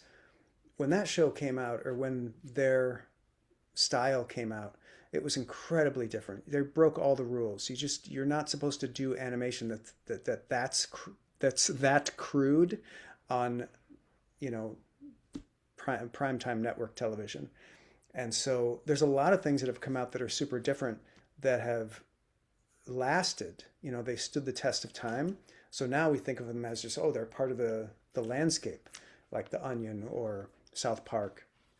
But one particular thing I saw recently I thought was really different was this. There's a stand-up comedian named Julio Torres who his comedy was completely original and fresh. Nobody had seen anything like it for a long time. He was doing prop comedy, which people thought we had given up on, but he came back at it with a twist, made it really funny, and because it was different, he got offered a job on a late night talk show. He got a movie deal and he made a feature film that came out. His movie was very different. I forget what the name of it was. I saw it and it was delightful. And Julio Torres is his name. If you look it up, you'll find his movie. That's a couple of things I've seen that have been different. Thanks for asking, Sean. Did you find that movie, Alex? Oh, you're muted. You are muted, sir. There you go. The name of the movie, by the way, is Banshees of Inisherin. I haven't heard of it. Super, super funny, dark humor movie with Colin Farrell. And then another one that occurs to me is there's a really funny sketch group called Almost Friday TV. They have a YouTube channel. They're like popular, but not like super. They have like 900,000 subscribers. I just posted the link to a YouTube video. The video is called Professor Has Mental Breakdown and Accuses Class of Cheating. It's an 11-minute sketch. It's the funniest sketch I've seen in maybe, I don't know, 5 years. That's fantastic. It's a parody of a real thing that happened, which was there was this real famous incident of this math professor in California, one of the like UC California schools, and I think it was this like viral moment because it was caught on video where he basically accuses the entire class of cheating, and they did a parody of that, and it goes to a place that's completely unexpected, and it's totally brilliant. It's a sketch, but it's almost like a short film. So I posted Awesome. a link to that. Highly recommended. I'm excited to watch it. So, Bashara asks, I've been falling more into tragedy in my writing, either intentionally or unintentionally. I'm not totally sure. Do you have suggestions for shifting towards comedy or how to shift perspective to do that? I have some thoughts on that, but do you want to go first, Alex? I think you can absolutely use tragedy. I mean, I'm struggling to find a deep answer because my sort of shallow, truistic answer is like use the tragedy to create comedy. Like find the funny parts of the tragedy. If there are no funny parts of it to you, then sure, like write about something else. But I think usually, even in really dark things or even in sad things, there's something funny about it, or there's something of like what strikes you about this very sad, dark, tragic thing. Like what strikes you as the most absurd about that thing, and then you mine that for comedy. And if there's nothing about it, if you're like, no, this is truly, there's nothing funny about this at all, then like don't write about it or write something else. Yeah, or if you enjoy it, you can keep writing tragedy.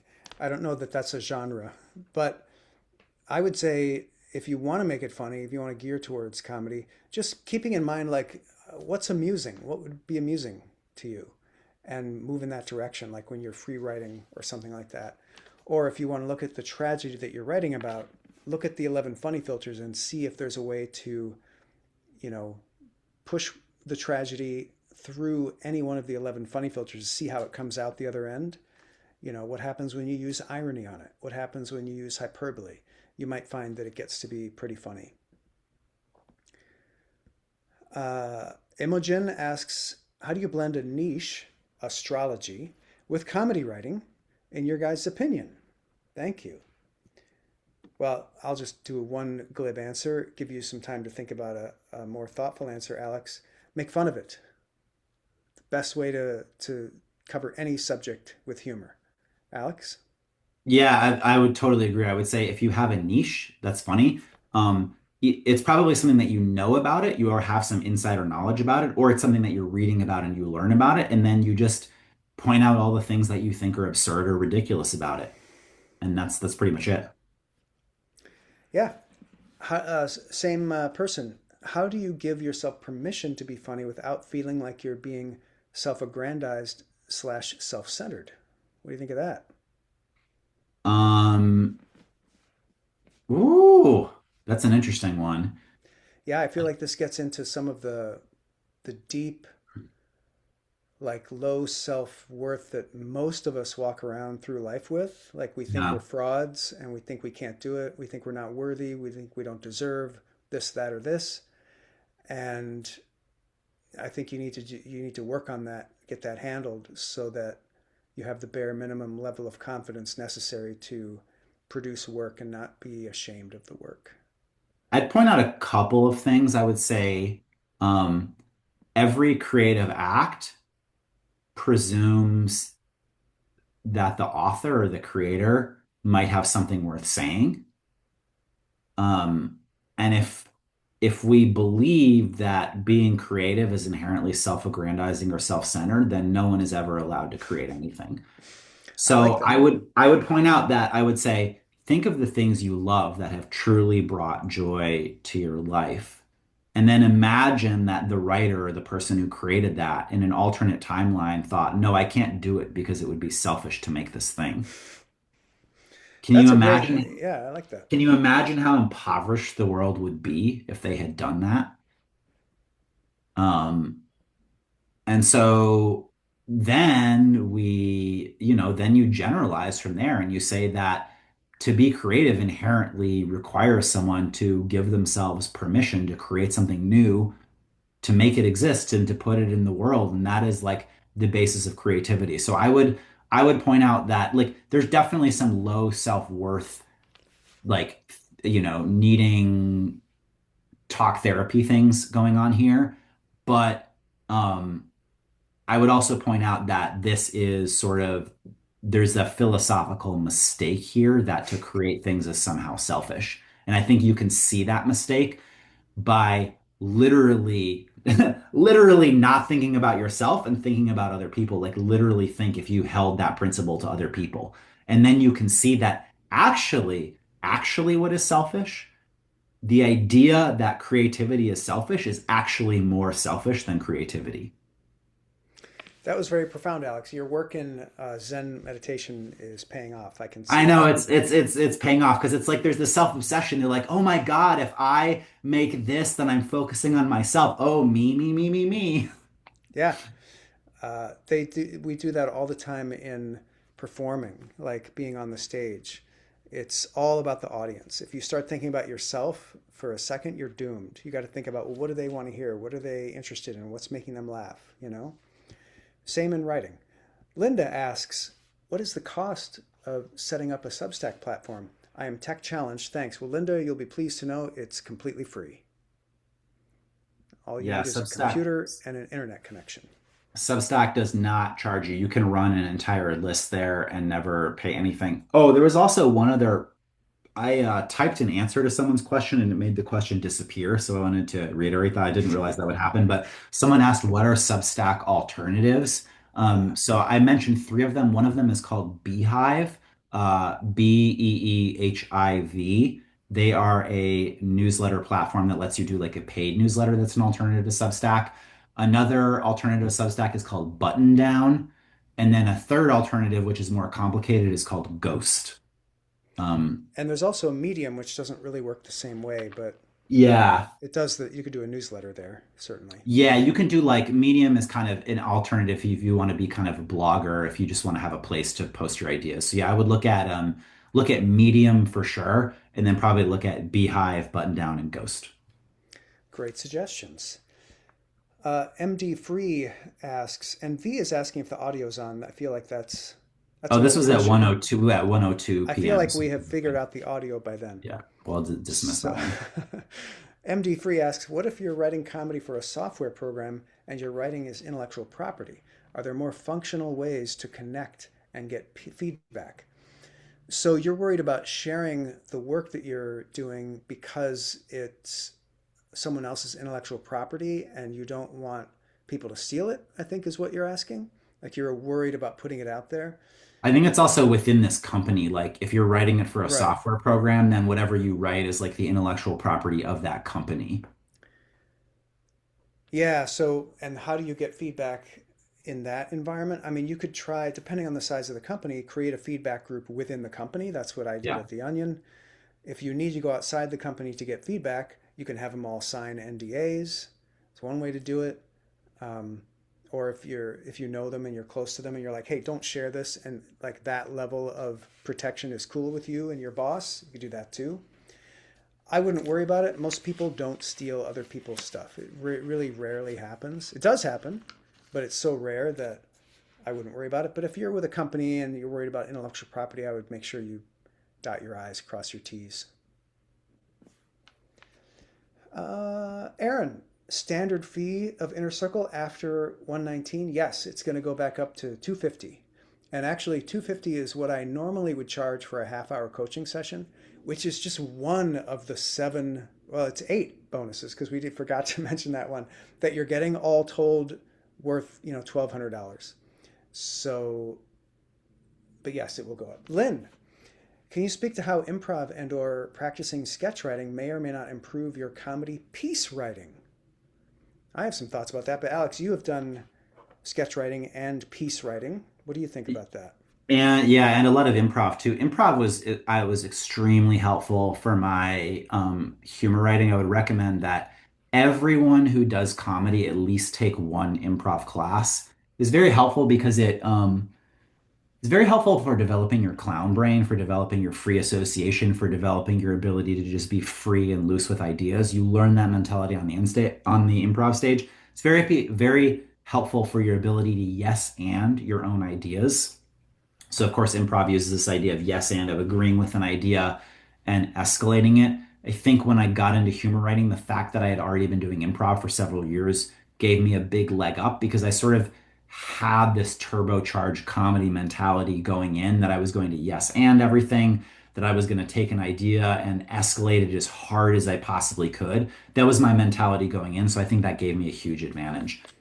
Sketch comedy, I think, will help you with revision and tightness. In a sketch, it needs to be tight. You can't waste people's time on stage. You have to have a tight back and forth with your dialogue.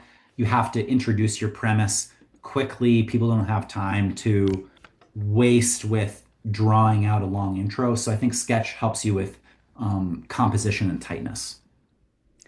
Yeah, I always talk about different media of comedy as being like different muscles if you're thinking about like working out your body, and they all support the other, and you don't want to over focus on one because they really do all support the other. Like even after I was a success at The Onion, I had a best-selling book and all this stuff. After we won the Thurber Prize for American Humor, I was taking like basic improv classes. I took Yeah. classes at the UCB, at the Improv Asylum in Boston, at the Second City. So I like went through those improv class levels.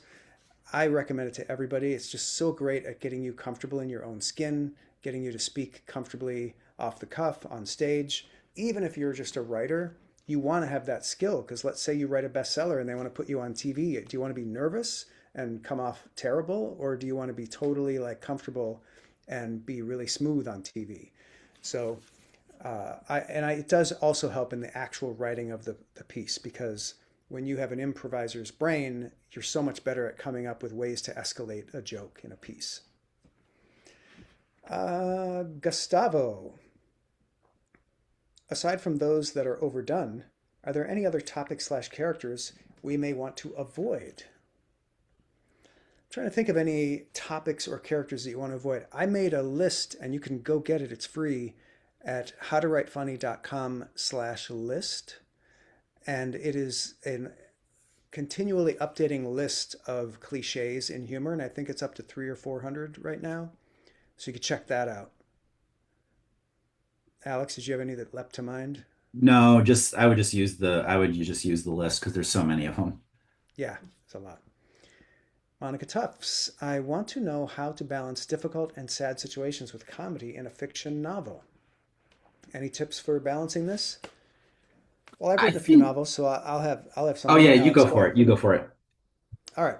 So the way I would deal with that is, so first of all, every novel has to have a story structure, and so that's the same whether it's drama or comedy.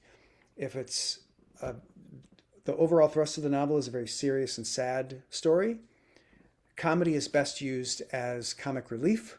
So like take a little break after like a tough scene or a tough chapter and do a little comedy scene or a comedy chapter. Have one character who's like the comedy relief who comes in at just the right moment to relieve tension and lighten up the mood a little bit. That's really the best way to do it. If you start integrating it too much throughout, it's going to stop feeling like a difficult and sad, serious, dramatic novel. And it's going to start to feel like a comedy or satirical novel. If that's what you want, you can just, have it throughout. Have your characters be more archetypes than like realistic flesh and blood characters like you might see in a drama. There's the way you balance it is basically it comes down to what you want the book to be. Alex? And nothing to add. All right. Rob, what's the best way to blend humor with service when writing an article? I'm not sure I know what that means. You know what that means, Alex? No, I was thinking about what that could mean. I think it could be that Rob is a nonfiction writer who's writing articles that are actually helpful in some way Like a and wanting how-to to, article. Yeah, okay. yeah, like and wanting to blend humor in an article that's not like a pure comedy or pure humor piece. That would be my best guess at that question. I think so. Yeah. Well, the best way to do that, I think, is to pepper it with jokes, pepper it with your personality. Use that trick Alex talked about, which is like use an exaggerated, like an enhanced version of yourself. Um, then the voice is a little more like you see that a lot in YouTube videos, how-to videos, where Yeah. people are just turning on a little bit of the charm, they're just trying to be a little light and fun with the subject, if your subject uh, lends itself to that, obviously. Um, I'm a big fan of the just pepper it with jokes. I mean, if you're writing a serious article, you can and you want to baby step this, take a serious article you finished and say, I'm going to add one joke to this piece. yeah, uh, great question, Joe. Thank you. I mean, sorry, Rob. Joe, great workshop. Thank you. You're welcome. Where can we find writing opportunities for different sites? Do you have to be passed to pitch your jokes, or do they open them to anyone? Oh, you've done more submitting to publications than I have recently, Alex. Do you want to take that one? Sure. Yeah, there's usually a few different categories of things. So we have humor sites or comedy sites where you can just pitch. So sites like McSweeney's or Slackjaw. Most of those sites are just open submissions. So the answer to that is you can find, I mean, you can look up a list of humor sites or list of comedy sites and find a list of them. And then you just look at the submission guidelines. Every site, every comedy site that allows open submissions will have a submission guidelines page that explains who they take submissions from and what the process is of doing that. And a lot of humor sites just have open submissions. They'll take them from anyone and they just have some procedure for you email your piece in or you use submittable or something like that. So yeah, look at the submission guidelines. Then there are sites that have staff writers like The Onion, The Hard Times, things like that, where you can't just pitch them things, but rather you have to apply to be a writer with them. So if that's the case, they will not have submission guidelines on their site, uh, and you would find out a way to apply for a job. They'll often have periods where they'll take applications. AI is a great tool for this. ask GPT or whatever AI tool you're using to do the research for you and to come up with a list. It's super good at doing, can scour all the sites and come up with, here's a list of places you could submit to, here's a list of places that have staff writers. And then there's kind of the third category of big sites where you can kind of self-publish or you could potentially publish on someone's publication. And the two big ones there are Medium and Substack. Great, great answer. Thanks, Joe. Gina, Scott, I already follow your free version, thank you, of No Dickering Around. How can I upgrade for the additional bonuses? There should be an upgrade button on the screen, or Substack will serve it to you insufferably, and I'm sure you'll see it before Monday night if you linger around Substack. On the desktop, I believe it's in the upper right on the screen. On the phone, I'm not sure what it is, but it's a very prominent button. It just says upgrade. Vanessa, Scott, which is your favorite piece you wrote for The Onion? Oh, thanks for that question, Vanessa. There's so many. There are so many. I mean, I wrote much of it, but obviously other writers wrote part of it as well. But my favorite product I wrote for The Onion was Our Dumb Century, our first original book. I was the editor and head writer and so immensely proud of that book. And like I could pick 100 different pieces in there that are like, oh my God, that's my favorite. Um, as far as The Onion, there was one silly little piece. In fact, Alex, you know this piece because I came down to Austin and read it on stage at a little event that you put together. It was just, speaking of writing in the voice of a character, in The Onion, we have editorials. So there's the news stories, but then there's the editorial stories. And at The Onion, here's some inside baseball for you. We never called those editorials. For the entire history of The Onion, and still to this day, they're called wacky character articles because they're written by a wacky character. And so we pretend that it was an editorial. And this one was written by a goat. And the headline was, "Hey, you got something to eat." I just posted the link to it. That was the same one I was thinking of. Thank you. Yeah. Yeah, that's one of my favorite pieces. Stephen, thanks for asking, Vanessa. Stephen asks, what are you guys' thoughts on the quote, "The best artists steal," and how that applies in comedy with novelty being so important? What are your thoughts on that? Alex, you go first.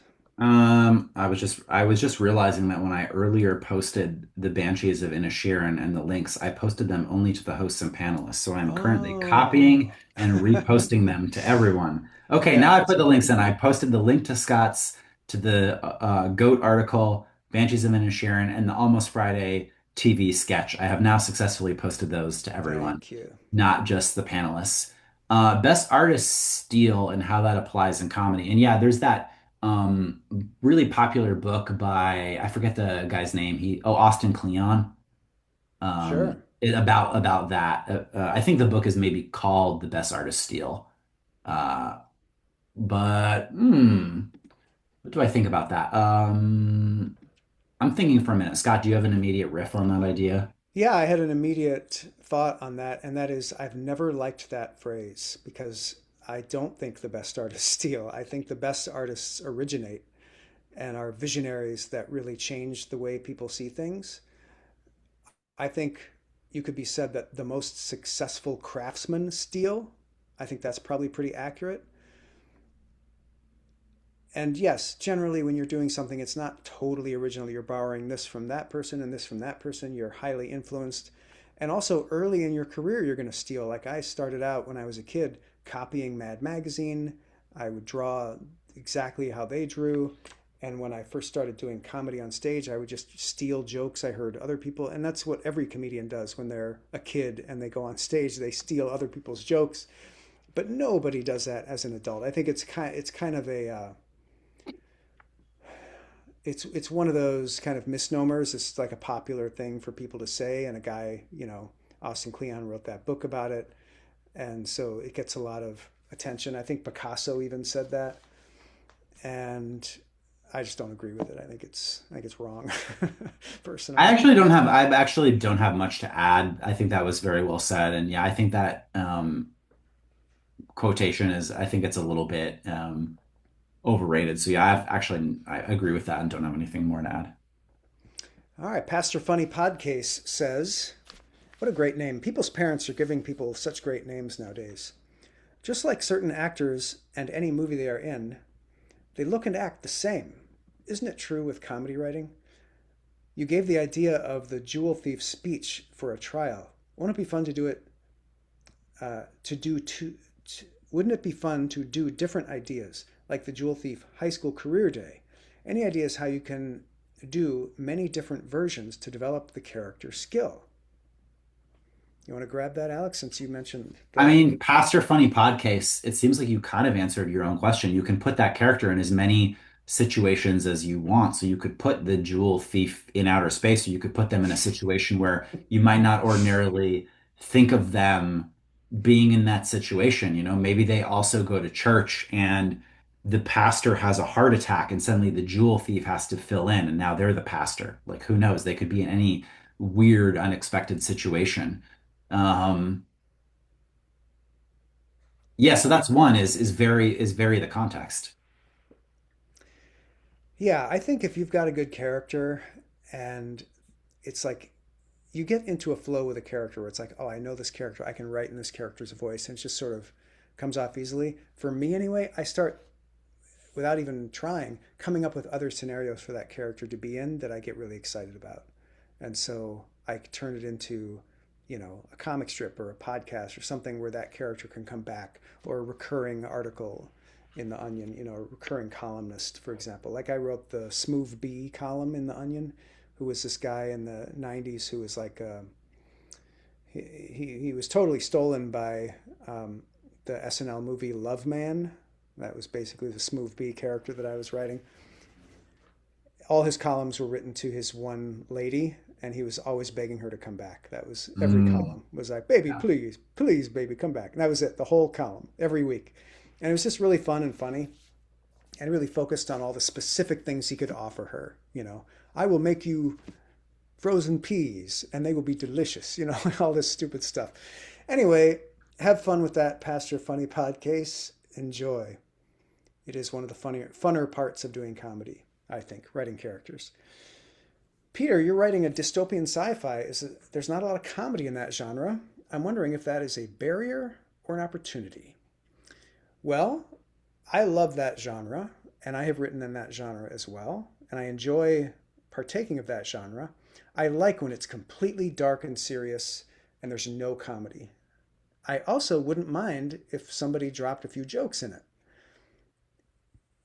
You can bend the rules of a genre. Like you could do a satirical dystopian sci-fi, like Idiocracy, for example, to use a movie version and not a novel version, which I assume you're talking about. Or you could just, like we were talking about earlier, pepper it with some jokes. Put a funny character in there, like a lesser than serious character. You know, Thinking of, I'm just going to use movie examples because I'm a movie guy more than a novel guy. The Matrix, had so many great funny little jokes in it, even though it was basically a dystopian sci-fi story.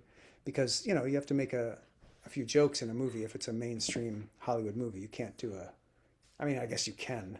The Road, the Cormac McCarthy book, super dark and dystopian. I don't recall if there were any. There must have been like some lighter moments that were kind of amusing, but it's just like you're on the edge of fear every second. I don't know if I necessarily want comedy in that. It would have to be very separated, like a separate Mm. comedy scene, where it's just a little bit light to set you up so that the slingshot before the next horror is all the worse. What do you think, Alex? You can also, yeah, that makes sense to me. You can get I think there's also a distinction between getting comedy in something very dark where it's very like ironic or satirical versus like some laugh out loud hee haw type stuff. Sure. So like I mean I love Jose Saramago's writing. He wrote two dystopian novels. The first one is called Blindness and the second one is called Seeing. I think he won the Nobel Prize mainly for writing Blindness. Very dark dystopian novels. They have a lot of weird, satirical, ironic subtext to them. Is it like is it laugh out loud goofy? Not at all. but it definitely has an element of satirical humor to it, but it's done in this very dark, sinister way. Yeah, great answer. Thanks for that question. Lisa asks, thoughts on writers as reluctant self-producers slash creators? Like how much have you find that putting your ideas out there yourself and creating your own stuff helped in your career? I mean, I built my career doing that. It's the only way I know how to do it. It's Alex, you're more adept at sending your work to other established organizations and having them buy into you. I never even did that. It never crossed my mind because I just assumed I'd be rejected. So I just did it on my Mm. own. Um, so I, but you've started some things on your own too. So I think you have a good view of both angles. I recommend people do both. I'm a big fan of like you can send things to, you can go the gatekeeper route and you can also build your own thing, and you should like experiment with both and see how they work for you. Yeah. Like I built my email list from just like posting stuff on Medium, like posting dozens and dozens of comedy pieces on Medium. My Substack, I obviously built that from scratch. So doing your own stuff is the way you build an audience these days. Um, but sending to a gatekeeper and getting something through an official outlet that already has a huge audience, that can really help your craft a lot because you have to get the chops to make it happen. And it can get you a lot of visibility very quickly. So, yeah, my recommendation is absolutely create your own stuff and send to gatekeepers. Best of both worlds. Yeah. And just specifically answer your question, Lisa, the what about creating my own stuff or being my own producer has helped me is that it's given me so much more power over my own career and my own work, because when the managers and the agents come to me after I've already built my platform, I'm basically writing the ticket. I'm like, hey, I can do this without you. If you want to help me, great, but I don't want to be beholden to them like some people might be if they go at it a different way. Yeah, it gives you a lot of it gives you autonomy. You don't Yeah. have to ask anyone permission to create your own thing. It gives you a lot of momentum because you can consistently, if you're self-publishing or putting your thing out or building your Instagram or building your YouTube, you just put it out and you can do that every day or every week. Yeah. You're not like waiting for the gatekeeper to respond to you, waiting for them to publish the thing. You're just doing it and putting it out there. So I think the autonomy combined with the relentless momentum of putting out new things is it's hard to beat that. Yeah, and that's one of the things I always say about the difference between traditional publishing and self-publishing in terms of books is the speed with which you can release books. It's it's a night and day. Like they're so glacial in traditional publishing. They don't want you to publish any other books for months surrounding the book that they publish for you. So I don't like that. Like I want to put out as many books as I possibly can. I wrote a novel a month for a few months and I loved it. I was really in the zone. And that's another thing that you get from doing it on your own. Martin, I'm about to perform my first open mic. What are two things in terms of content most first time open mic performers could do that would help them have a good first time? Well, uh, I'll give you a couple things. Martin, first of all, it depends on the open mic. If it's an open mic where there's people who paid and they're here to see comedy and they're just fans of comedy, I'll have a different answer for you. If it's like most open mic rooms and it's like other comedians there to perform at the open mic and hardly any other people, I'll have a different answer for you. So if it's the first and it's actual crowds of people who want to be entertained with comedy, I would say work on your material, write it, perform it over and over and over, get it down pat so you can perform it in your sleep, backwards and forwards, because you will forget it all when you're up there. If it's all just a bunch of comedians in the audience, like many open mics are, wing it. Don't bring any material. Just get up there and start talking and see what comes in your head. You got nothing to lose from doing that and everything to gain, because the whole point of an open mic is to get comfortable on stage. Anything to add, Alex? Nope. Tristan, How much material would you suggest generating before doing your first 5 minutes of stand-up? I understand create more than you will ever use, but would you suggest, if it's stand-up, don't be afraid to try it all in the early days? Concerned dying on stage may put me off forever. Well, that's kind of a complicated question, Tristan. I think for 5 minutes of stand-up material, I would say write and test at least 30 minutes of material. So you can take like the best five from that.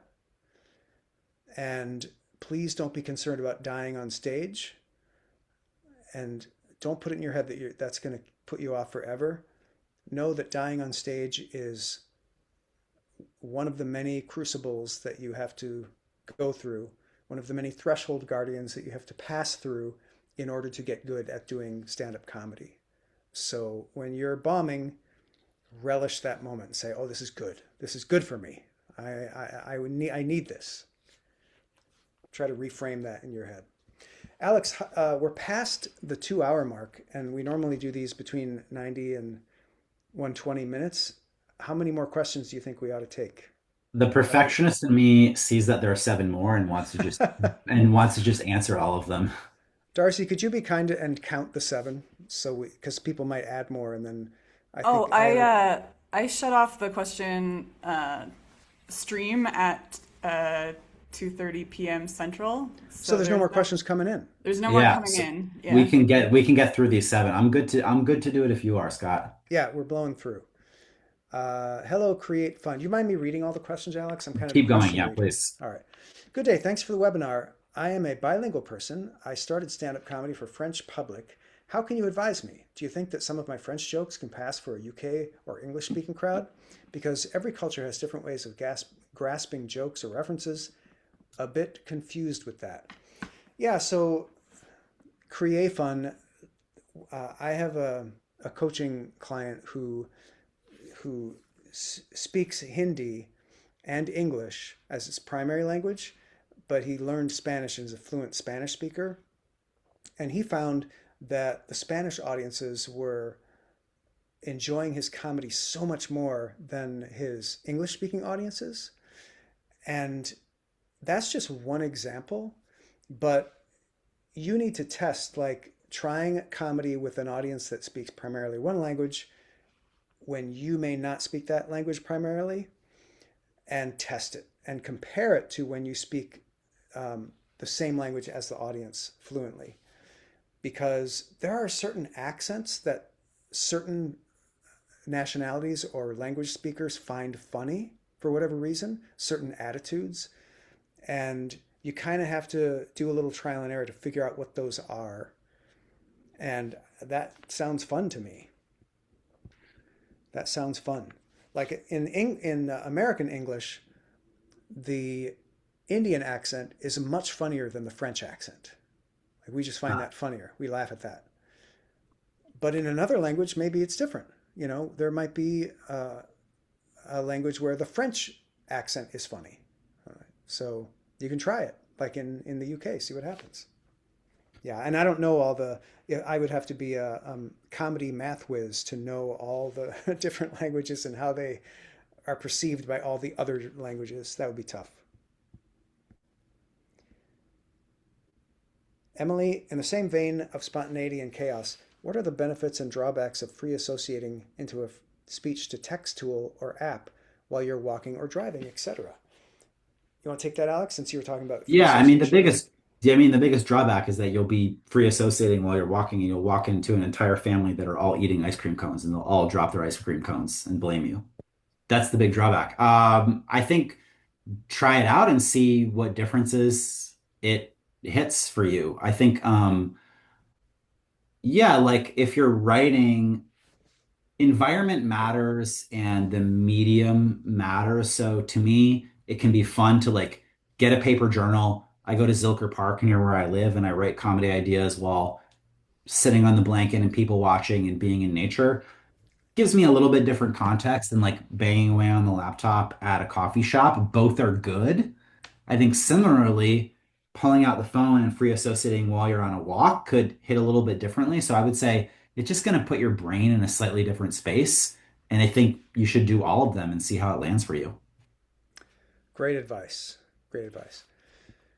Ron, for comedic written pieces to McSweeney's slash Points and Case, do you think it's more to a writer's advantage to write a number of works along a similar structure or view, or to purposefully write a wide variety? I guess I'm asking, do you think it's better to be a hyper specialist or stay broad? Perfect question for you, Alex. Definitely broad. You're going to push your skills more by writing a variety of things. You'll explore more. If you just niche in and focus on one thing, there's a lot of danger of being a one note writer. There's also a lot of danger that you're not stretching your skills. There's also a lot of danger that you're finding a local, what a mathematician would call a local maxima, which is that it's a maximum point in the local region of space time or of possibility, but you have a much greater height that you could have hit, but you're stuck in this little hill. You're on top, you're like, I'm on top of the hill, but there's actually a much bigger mountain you could have been on. So I would say write a lot of stuff, challenge yourself, challenge your voice, experiment. And then when you find something that's really successful or that really works, try writing a few similar things or try writing sequels to it, but don't be a one note writer. I think that's great advice. You can be, you can have a preference, this type of stuff you like to do, but it's really good to get practice writing in many different forms, different voices, etc. Joe, does The Onion take the photos on their headlines themselves, or are they using stock photos? I'm looking for a cost-effective way to add pictures, but finding that perfect photo can be hard. Yeah, so The Onion takes all of its own original photos. Occasionally they use stock photos if it's for like a historical or current event, that's happening in the news, and they typically will Photoshop it or whatever. But yeah, it's like grab somebody in the office who looks the part, or rifle through our file of people who we found on the street who we liked their look of, and we took their picture and we grabbed that. So it's all done in-house by the graphics team. Good luck, Joe. Sharon, where can we read your comedy stuff about meditation? For you, Alex. I just posted a link to the one that I wrote about Zen meditation. I'm trying to think if I've written that. I think that was the main one that comes to mind. So you can read that one there, and then you can click on my name in the article and read other stuff. Or you can also go to alexbaya.com/writing, has links to all my best stuff. Great. Daval asks, how does one overcome the imposter syndrome, especially while juggling daytime jobs, hobbies, and trying to do comedy as a side hustle? Well, it's really challenging. It takes a lot of mental work. Aparna Nancherla wrote the definitive book. She's a comedian, wrote the definitive book about imposter syndrome. That might be worth checking out because she suffers from that type of anxiety and has a successful comedy career. So you might learn a thing or two from her. And yeah, that's my long answers is get some help, get some talk therapy, do some mental work. Do you have a simpler fix, Alex? I would just say you work until you just keep working. I would say I have two answers. I think you just keep making stuff until that becomes your identity. And then the other thing is that be okay with making stuff while also having doubts. Like it's fine to have them. There's that expression, feel the fear and do it anyway.